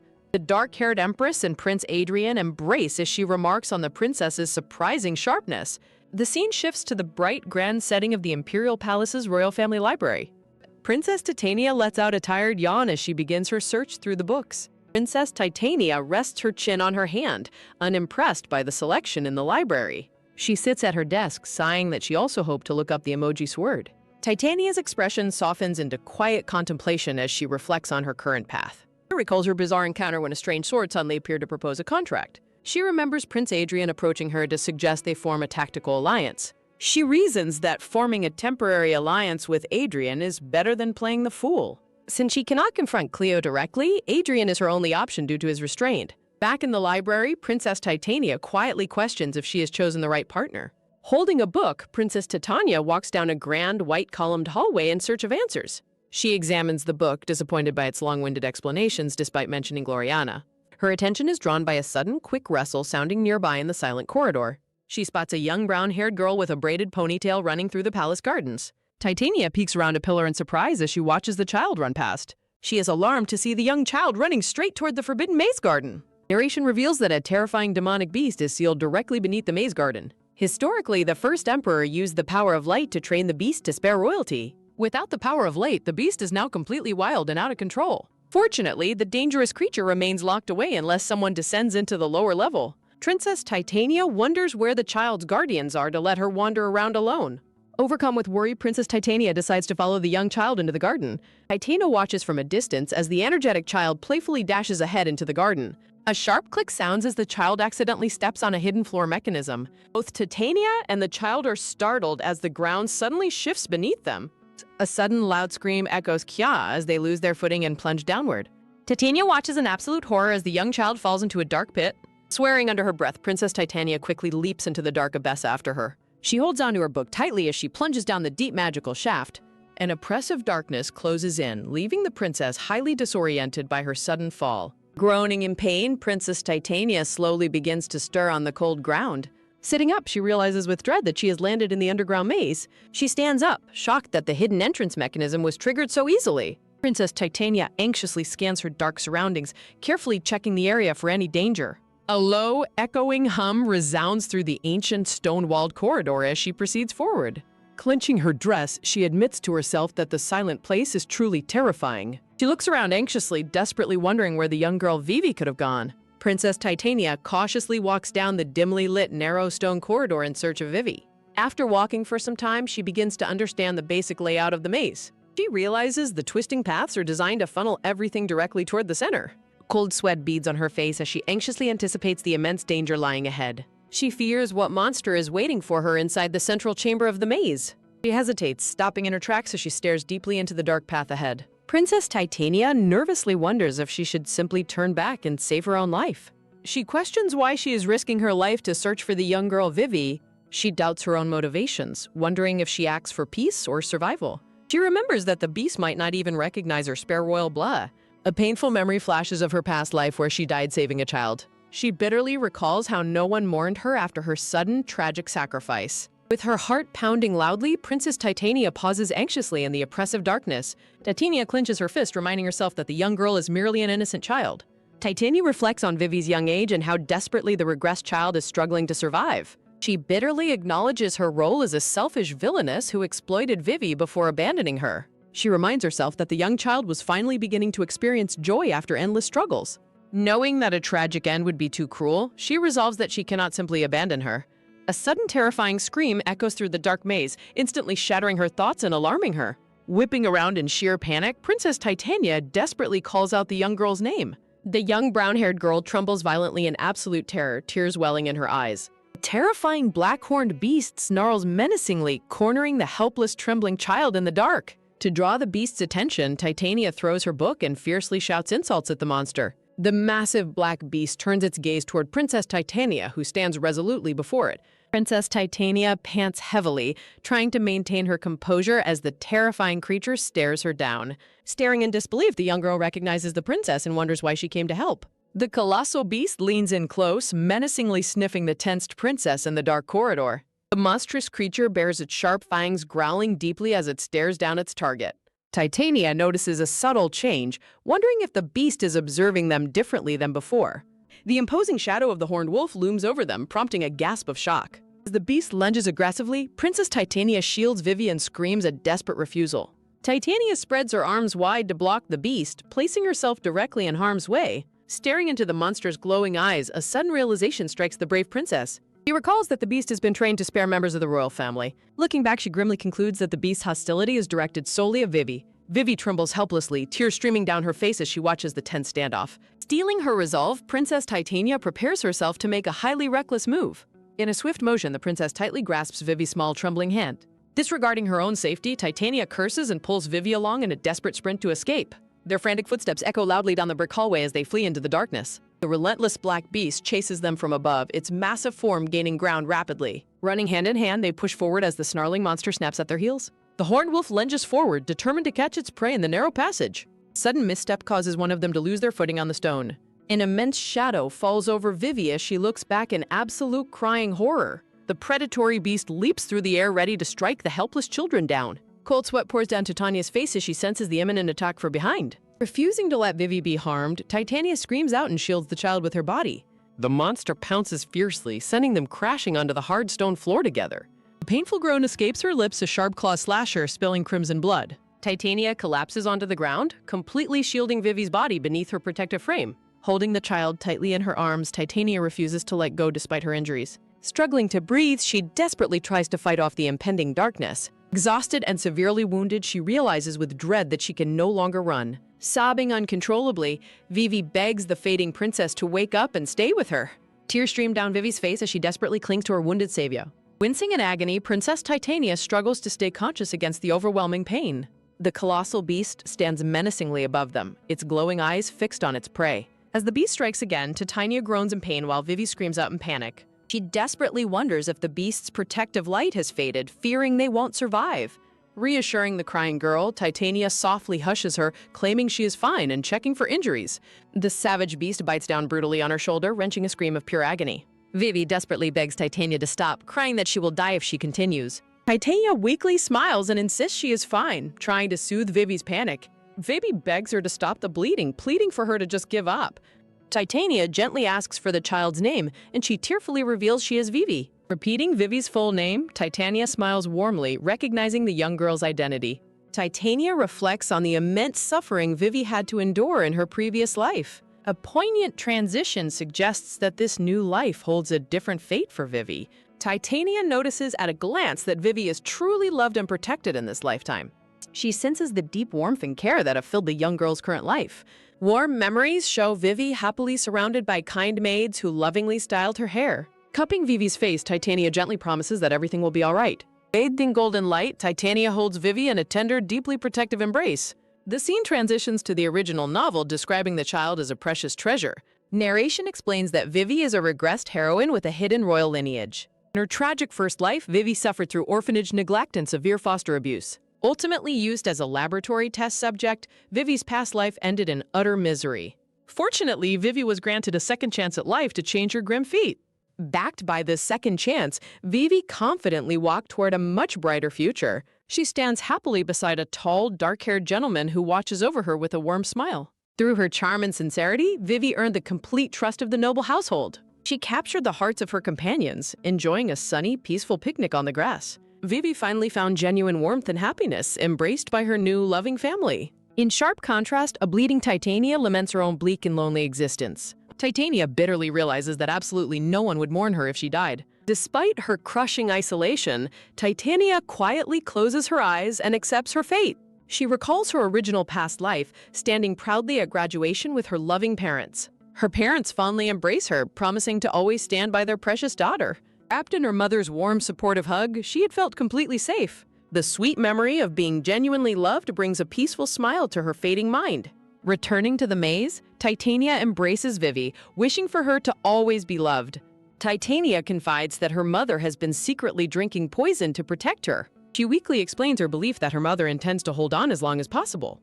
Titania harbors no resentment toward Queen Elaine, grateful she stayed alive to protect her. She somberly reflects that not all parents and children are blessed with mutual love. Standing alone in her thoughts, Titania accepts that she was simply unlucky in this life. Vivi cries helplessly as Titania makes her final request to tell her mother the truth. Vivi's tear-filled eye reflects the faint, comforting image of Titania's smiling face. Titania continues to smile warmly through her tears, finding peace in her sacrifice. Soft, labored breathing echoes through the dark corridor as the tense standoff draws to a close. The massive black wolf looms over a collapsed Titania, who insists she will be fine. Shielding Vivi, Titania finds comfort knowing that Duke Raymond will finally know peace. A peaceful smile graces her lips as she prepares for the end. Titania realizes that her death will cleanly end her forced engagement without further conflict. Feeling dizzy and sleepy, she watches her blood pool on the cold stone floor. Her vision begins to fade as her heavily injured body lies motionless on the ground. The colossal beast stands quietly over the unconscious princess, its growling finally subsided. In a fading monochrome memory, Titania tightly holds Vivi close to her chest. Titania slowly closes her eyes, succumbing to the peaceful darkness as her strength fails. With her sacrifice, Queen Elaine is freed from her cage, while Adrian reflects in regret. As noble families find peace, her magical book falls to the floor, sealing her tragic fate. Titania gazes down tenderly at the young girl, her expression filled with gentle warmth. Vivi weeps bitterly as she clings desperately to the blood-stained dress of the princess. A single tear rolls down Titania's cheek as she struggles to keep her eyes open. Vivi tearfully asserts her identity as the daughter of House Castrain while clinging to her protector. Bathed in a radiant golden light, Titania holds the crying child in a warm embrace. Titania looks away with a bittersweet expression, silently accepting the weight of her choice. Her green eye fills with tears as she prepares to say her final goodbyes. Vivi cries as she recognizes Titania's relentless determination to never give up on her. Titania weakly smiles, finding solace in the certainty that she did the right thing. Titania weakly expresses her gratitude with her final fading breath as darkness closes in. Vivi screams in desperation, pleading with the unconscious Princess Titania to keep her eyes open. A desperate cry for her big sister echoes through the pitch-black void of the maze. As a warm hand gently cradles her cheek, Titania wonders what is happening to her. Titania weakly wonders if her life is flashing before her eyes as the savior approaches. Duke Raymond fiercely slashes at the attacking monsters to protect the fallen girls. Through her fading vision, Titania believes she catches a glimpse of Raymond's fierce eyes. Her fading mind processes the gentle touch on her face as her consciousness slips away.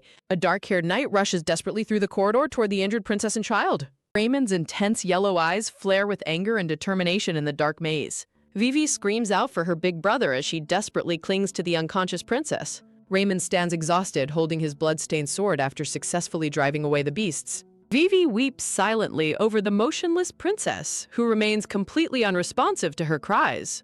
Raymond stares down at the wounded princess in disbelief, shock written across his face. Raymond calls out Princess Titania's name in a voice filled with shock and dread. A sudden glowing blue system notification announces the activation of the Ancient Rod's Covenant. Cosmic energy swirls as a poetic declaration of dawn, spring, and enduring the night echoes.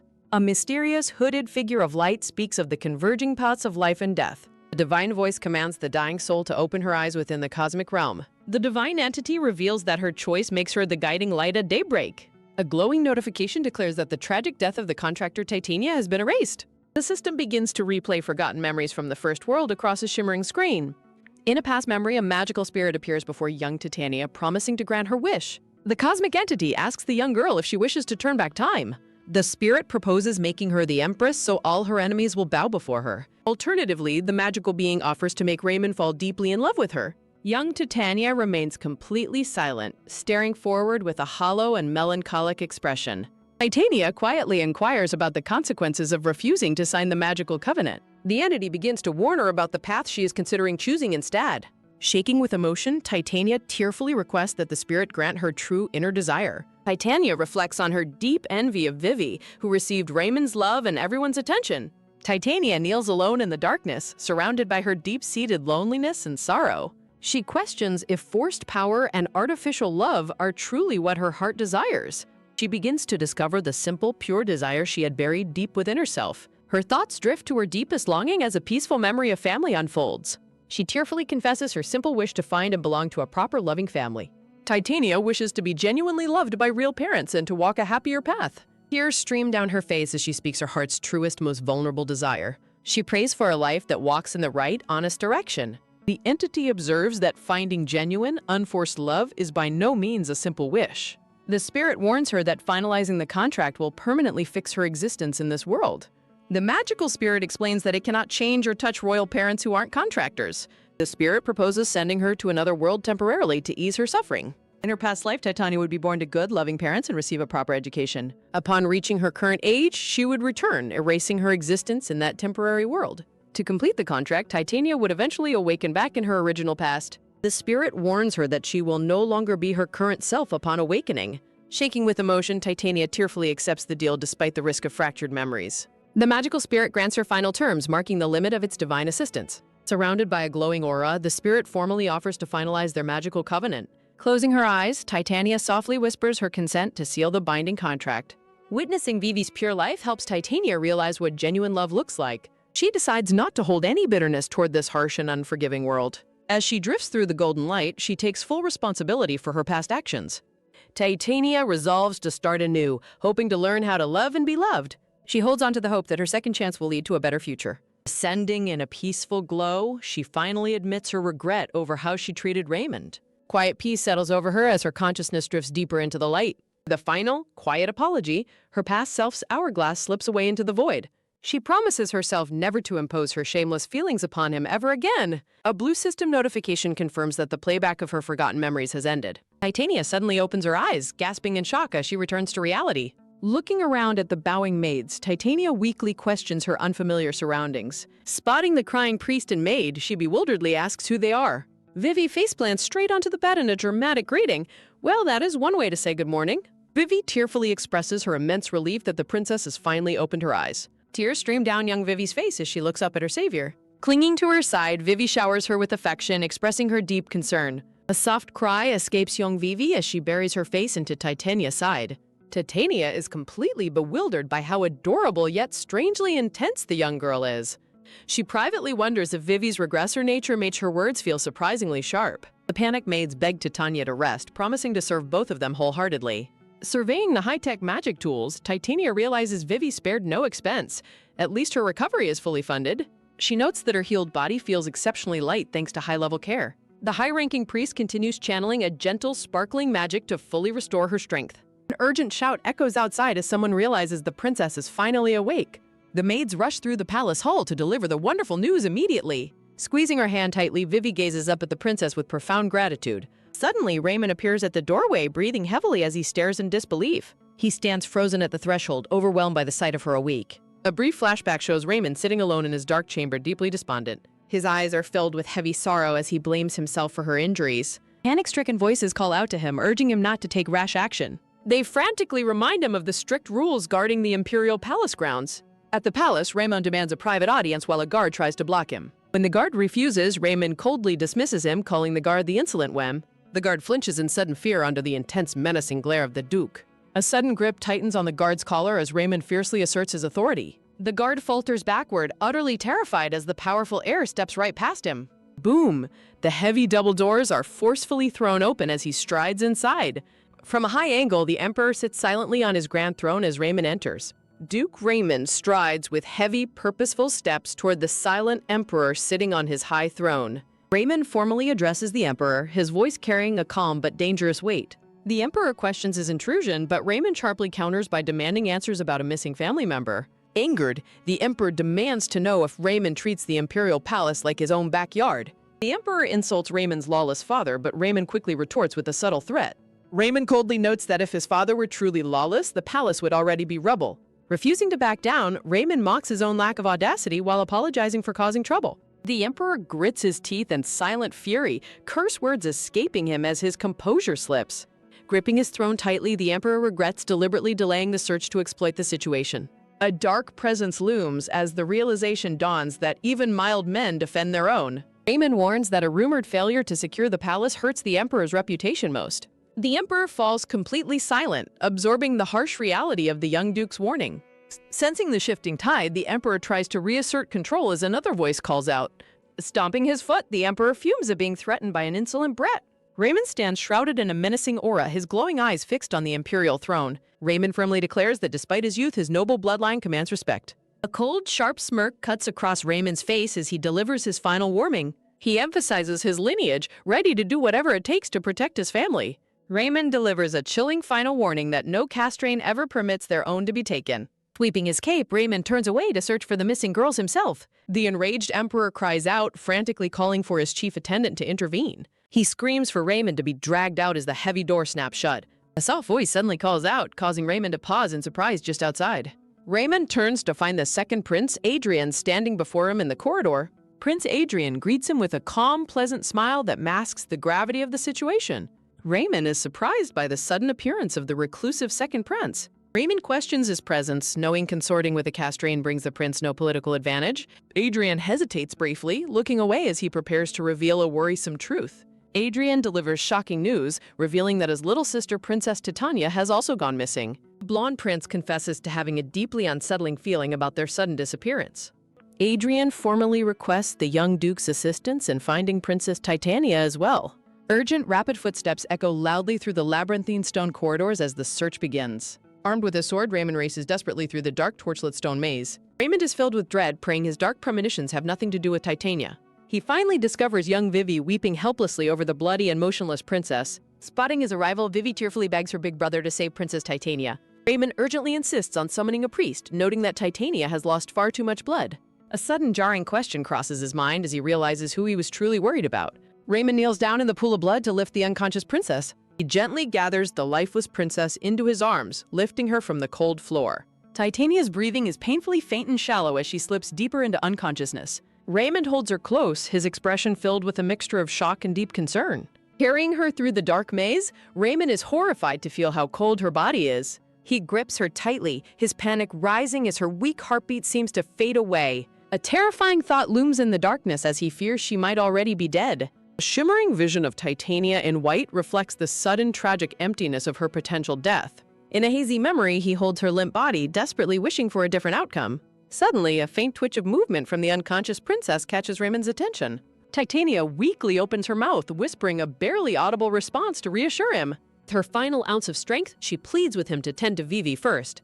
Raymond sits dejectedly on the edge of the bed, staring blankly at his open hand. Raymond stares down at his hand, haunted by how fragile the princess felt in his arms. He remembers that even while fading, Titania only cared about the safety of young Vivi. He realizes her thoughts were not with her family, nor with the man she once loved. Raymond covers his face in anguish, whispering Titania's name in utter disbelief of her selflessness. Sudden loud slam echoes as the doors are thrown open and a messenger frantically shouts to his lord. Raymond turns his head in shock as the messenger announces that Princess Titania has finally regained consciousness. Raymond stands frozen in the doorway, his chest heaving as he processes the miraculous news. Looking back toward the entrance, the blonde princess weakly calls out Raymond's name in confusion. Raymond slowly enters the room while the maids and priests bow deeply in respect. Titania stares back with wide, shimmering eyes, unable to believe who is standing before her. Titania and Vivi watch in stunned silence as Raymond suddenly drops to his knees before them. Sweating in panic, Titania frantically wonders what is happening since the proud Raymond is kneeling. Raymond remains on one knee, his gaze cast downward in a rare display of humility. There, two boxes explain that House Castrain stands on equal footing with royalty and rarely ever kneels. When Raymond, the future head of the house, kneels, it carries the weight of his entire order. The sheer absurdity of the young Duke kneeling leaves the entire room completely speechless. Looking at him, Titania notes that even as a transmigrator, she cannot comprehend this sight. She mentally panics, noting that his current actions are completely out of character for him. Titania silently observes him, her profile highlighted by the soft pink light of the room. Vivi quickly mimics her brother, dropping to her knees alongside him in a formal bow. One by one, everyone in the room falls to their knees to pay their respects. Raymond tenderly lifts the princess's hand, pressing a soft, reverent kiss to her knuckles. The entire room remains gathered in quiet reverence around the newly awakened imperial princess. Titania turns her head away, her heart heavy as she processes this sudden shift in attitude. House Castrain's unofficial family maxim dictates they repay favors tenfold, never forgive grudges, and pursue endless revenge. Basking in golden light, Raymond holds her hand tightly, pledging his loyalty to her recovery. In a dark, shadowed palace, a voice questions where the young girl acquired information about the maze. The dark-haired woman mockingly scoffs at the library explanation, calling it a calculated ploy. Nervous maid Mary stands trembling as her mistress coldly addresses her by name. Dark, ominous blossoms loom as the cold voice demands that the silent maid speak up. Lounging in her chair, the dark-haired empress in red commands the trembling maid to answer her. Sweating profusely, Mary stammers that Princess Titania has never been particularly bright. A sharp, painful slap rings out as the empress violently cuts off the maid's explanation. The empress calls Mary a foolish thing, asking if Titania even knows how to fear for her life. She muses that Titania's reckless bravery stems entirely from relying on her precious fiancé. The empress states she staffed the Rose Palace with fools but finds Mary exceptionally useless. Mary hangs her head in deep shame as the empress casually dismisses her failures. She warns Mary that her brazen behavior only worked because Titania was treated like unwanted baggage. The darkroom remains tense as a worrisome realization begins to take shape. She coldly notes that, unfortunately, the princess's position is highly likely to change after this. Narrative boxes explain that House Castrain did everything in their power to save the injured princess. They moved her to the empress's palace and went as far as kidnapping a high priest. Standing guard, Raymond blocks the Rose Palace staff, giving them no room to interfere with Titania's care. The emperor roars in fury over how his own palace could lose track of its princess. Though furious at Raymond's rudeness, the Emperor closely monitors the favor Titania bestowed upon Castrain. She explains that the Emperor intended to foist the injured princess onto House Castrain permanently. The darkness deepens as she realizes they can no longer even approach the princess. Gritting her teeth in frustration, the Empress laments that their entire plan has gone up in smoke. A dark silence settles over the chamber as her malicious schemes are utterly ruined. Standing before the seated dark-haired Empress in red, the trembling maid Mary bows deeply and begs forgiveness, admitting she was foolish. With a cold, calculating look in her bright blue eyes, the dark-haired Empress silently resolves that it is finally time to get rid of her foolish maid. The Empress notes that the Rose Palace staff have already fallen out of favor with the Emperor, making it ideal to eliminate them before anyone can build a case against them. Lounging elegantly on her chaise, the Empress in red identifies Princess Titania as her primary obstacle. The dark-haired Empress muses that Titania's sudden heroics are far too convenient to simply be a coincidence. She questions why the princess would throw herself in harm's way for a mere foster daughter rather than her own fiancé. She wonders how Titania secretly discovered the whereabouts of House Castrain's hidden family member and orchestrated such a trap. Gritting her teeth, the Empress clenches her fist, realizing that if Titania planned all of this herself, she will eventually become a major threat. A tense, heavy silence fills the chamber as the dark-haired Empress sits in quiet contemplation. She reflects on Titania's past, questioning if the weak princess has ever possessed the intelligence required to pull off such a scheme. A mocking chuckle escapes the Empress's lips as her doubts solidify into absolute certainty. Convinced she is worrying over nothing, the Empress scoffs at the idea of an ignorant girl who only knows how to scream and throw tantrums having any real tricks. Accepting a biscuit from her chief maid, the Empress inquires about any movements from Second Empress Elaine's Lycoris Palace, only to hear there is nothing unusual. The Empress sneers at Elaine, calling her a ridiculous woman who remains frozen in the past while ignoring her own daughter's life. Narrative boxes recall that Elaine's legendary beauty was both her greatest asset and the root of her eventual misfortune. Tragedy of her past unfolds, showing how Elaine was sold off by her family despite her well-known love for a commoner knight. She was simply too blinded by puppy love to face the brutal reality of her position. Taking a bite of her biscuit, the Empress mockingly questions if Elaine truly believed her self-sacrifice would spare her lower-born lover. Smiling wickedly, the Empress notes that any woman who bears the Emperor's child must expect her true lover to die for it. In comparison to her tragic mother, Titania is deemed incredibly fortunate. The narration explains that because she was born a daughter, Titania kept her life, and her fiancé's family background became the perfect excuse for their engagement. To bury rumors about the Duchess's origins, the Duke accepted the engagement on the condition that the wedding wait until their coming-of-age ceremonies. Forced from the very beginning, this arrangement made the newborn princess the young Duke's fiancé to prevent her birth from being labeled the product of an affair. Taking another cookie, the Empress remarks that it is only natural for Elaine to hate the daughter born of such forced circumstances. The chief maid asks if there is any news regarding Princess Titania's status from the main Empress's palace. Looking down at the tea table, the maid confirms to her mistress that everything remains strangely quiet at the palace. The Empress's eyes narrow with interest as she quietly processes the report. She realizes that neither the foolish princess nor the fragile Elaine would act, which leaves only the main Empress's subtle and careful plotting to account for. A sharp violet eye narrows as the mystery deepens over why the main Empress chose to step forward at this exact moment. The starry night shrouds the grand greenhouse dome as she notes that if trouble breaks out in the Empress's palace, the Empress will bear the blame. Back in her chambers, the dark-haired Empress asks her chief maid if Titania has finally regained consciousness. The chief maid apologizes, reporting that there has still been no noticeable change in the princess's condition. During this, the Empress acknowledges the update with a cold, simple nod. The Empress commands her maid to gather all servants from the Rose Palace and bring them to her half-starved, exhausted, and in rags. As the trembling maid listens, the Empress coldly states her intention to force her target out of hiding. She smiles menacingly, declaring that if the frog won't leap from its hole willingly, she will simply poke the nest until it jumps. Dark velvety roses bloom below the window as the Empress's hand rests gently on the glass. Plate of smiley cookies sits beside warm tea as a voice calls out Titania's name. Sitting at the sunlit table, the blonde Princess Titania smiles warmly, resting her chin in her hands. Titania reassures Prince Adrian that she is perfectly fine, jokingly suggesting he should worry more about the kidnapped priest than her. She looks at him with curiosity, mentioning she heard from the young Duke that Adrian was the one who requested her rescue. In an adorable chibi-style moment, the blushing blonde prince tries to play down his heroic role as nothing special. Titania gazes at him warmly, deeply touched by his unexpected concern. Adrian smiles softly and rubs the back of his neck in a cute display of embarrassment. Titania silently wonders what Adrian would have done if she hadn't been with Vivi, realizing his own political position could have become incredibly awkward. She feels grateful that, thanks to his concern, she has been permitted to stay in the safety of the Lilac Palace. Adrian looks up, responding to her gratitude with a warm, pleasant smile. Titania imagines the chaotic worst-case scenarios that House Castrain would have caused, such as throwing out the Rose Palace staff or storming her mother's Lycoris Palace had she not stayed here. In a comical chibi scene, both Titania and Adrian sigh as they realize just how disastrous any other outcome would have been. Titania concludes that siding with the Empress is her best strategic move, keeping her relationship with Adrian perfectly balanced and uncomplicated. Princess Titania reflects on how the members of House Castrain are so accustomed to independence that they struggle to accept any form of assistance. Looking thoughtful, blonde-haired Prince Adrian admits he initially believed Princess Titania and House Castrain did not get along. Resting her cheek on her hand, blonde Princess Titania explains she merely observed her fiancé to learn how they operate. As a hand reaches for a cookie, thoughts reflect on how House Castrain has survived completely isolated among opportunistic enemies. Looking down thoughtfully, blonde Princess Titania holds a jam-filled cookie and wonders if their harsh survival explains their nature. Sitting quietly at the sunlit table, the blonde princess continues her train of thought about House Castrain. Smiling softly, blonde Princess Titania realizes that Castrain's members are incredibly vulnerable to rare, genuine acts of goodwill.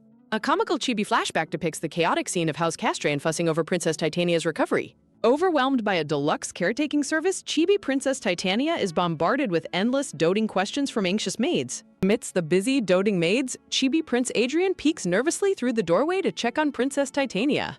Overwhelmed by the constant fussing, chibi Princess Titania humorously yells for all the servants to leave the room. Enjoying her quiet moment, blonde Princess Titania appreciates having some rare, peaceful personal time away from the chaos. Taking a bite of her cookie, Princess Titania firmly resolves that she would still save Vivi if given another chance. A dark memory flashes back to a bloody scene, highlighting the high stakes of her fateful rescue mission. When Prince Adrian questions her extensive knowledge of Castrain, Princess Titania points out she has lived through their history. A narrative frame signals a transition to outline the events that unfolded over the past week. A week ago, Raymond carried the gravely injured Princess Titania into the safety of the Lilac Palace for treatment. To ensure Princess Titania's survival, the desperate members of House Castrain resorted to extreme measures by kidnapping a high priest. After forcibly inviting the high priest and deploying every resource, Princess Titania's physical body completely recovered in just one day. While her caretakers fretted over her unconscious state, Princess Titania finally awoke after remaining asleep for an entire week. During her slumber, the Castrain retainers occupying the Empress's palace remained completely out of the furious Emperor's reach. Bound by the betrothal and their location in the Empress's palace, the Emperor was powerless to evict the Castrains. Under strict lockdown, the Empress's palace kept all information regarding Princess Titania's condition completely sealed from the outside world. Princess Titania explains to Prince Adrian that this secrecy is the direct cause of the current outside chaos. Looking out the window, they observe a group of distressed maids kneeling on the palace courtyard stones. A desperate plea echoing from the courtyard calls out directly to the Empress. Covered in dirt and tears, the distraught Rose Palace maids beg to know if Princess Titania is alive. As the maids' desperate cries for information continue to echo, Prince Adrian silently observes Princess Titania's calm reaction. Prince Adrian gives a wry, knowing smile, silently highlighting the dramatic nature of the unfolding scene below. Peeking out the window, blonde Princess Titania dryly remarks on the incredibly dramatic acting of her former maids. A close-up reveals the hysterical weeping of a maid who looks like an absolute disheveled wreck. Prince Adrian speculates that this public spectacle is Empress Cleo scheming, putting the main Empress in a difficult position. He realizes that if the Empress reveals Princess Titania is alive and dismisses the maids, public opinion will deem her cruel. If the Empress admits she barred the servants herself, she will lose her excuse to keep the palace locked down. The maids have cleverly positioned themselves as deeply concerned servants, leaving the Empress with no easy options. Smirking coldly, Empress Cleo knows that criticizing these seemingly loyal servants would only make the Empress look petty. Empress Cleo's cunning plot is designed to damage the Empress's royal reputation and authority no matter her response. Forcing any response is a victory for Cleo, serving as retribution for the Empress harboring the Castrains. Picking up another cookie, Princess Titania resolves that she must find a way to settle this political debt. Resting her chin in her hand, blonde Princess Titania directly asks Prince Adrian for his strategic advice. Prince Adrian reassures Princess Titania that all of Cleo's spies have been successfully cleared from her immediate vicinity. Princess Titania notes that House Castrain is acting boldly because no one currently possesses the authority to stop them. She realizes Empress Cleo timed this provocation perfectly to exploit the temporary absence of House Castrain's leaders. Without a valid excuse, they cannot punish the maids, yet letting them enter freely would invite further espionage. The camera shifts to the elegant chandelier overhead as Princess Titania prepares to formulate her counter-strategy. A clever, knowing smile graces blonde Princess Titania's lips as a brilliant counter-scheme takes shape. Princess Titania devises a plan to claim her health remains extremely fragile, keeping the lockdown justified. Prince Adrian looks up at blonde Princess Titania, slightly surprised by her quick-witted and calculated move. When Adrian questions if the court will believe her, Princess Titania suggests using the kidnapped priest as their witness. She notes that because House Castrain brought the high priest there, his testimony will carry absolute political weight. Princess Titania points out that the high priest is highly likely to comply with their wishes. Smiling deviously, Princess Titania resolves to thoroughly repay those who claim to worry about her. Princess Titania claps her hands, suggesting her former servants prove their sincere devotion through action. Smiling brightly, Princess Titania proposes forcing her former maids to lead a continuous prayer vigil. Sweat dropping nervously, Prince Adrian realizes Princess Titania's clever strategy will test the maids' loyalty. While the maids tremble, Princess Titania plans to assign strict guards to watch over them. Princess Titania grins menacingly, declaring the vigil must continue restlessly until she wakes up. Grand Palace exterior stands peaceful and silent under a bright, clear daytime sky. Kneeling in the dirt, a disheveled Rose Palace maid desperately prays in the courtyard. Looking absolutely miserable, the sweating maid despairs over how her situation became so disastrous. The distraught servant recalls her mistress's empty promise that there would be no danger. The high priest supervised the kneeling servants, emphasizing that absolute devotion is required for Titania. The smiling priest encourages the weeping maids to continue praying for the princess's recovery. Exhausted and sweating, the maid realizes this endless public prayer is essentially physical torture. As the maid hesitates, the high priest gently questions if she is losing her heart. Gently lifting her chin, the priest warns her that a shallow, selfish prayer could harm Titania.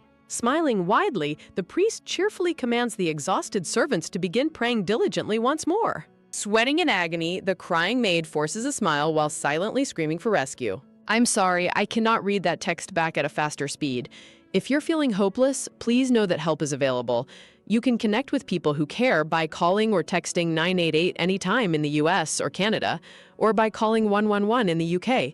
There's support available, and you don't have to face this alone. From her comfortable balcony, Chibi Princess Titania happily sips tea while observing the courtyard. Resting her chin on her hand, a serene smile plays on Princess Titania's lips. Princess Titania relaxes alone at a sunlit table adorned with an elegant dessert tower. In a chibi scene, Princess Titania happily munches a cookie, finding the courtyard view highly satisfying. Sitting together, Princess Titania warmly thanks Vivi for preparing such wonderful afternoon snacks. Princess Titania muses that the Empress must enjoy seeing Cleo's scheme backfire so perfectly. A formal narrative card explains that the palace's balance of power was extremely delicate.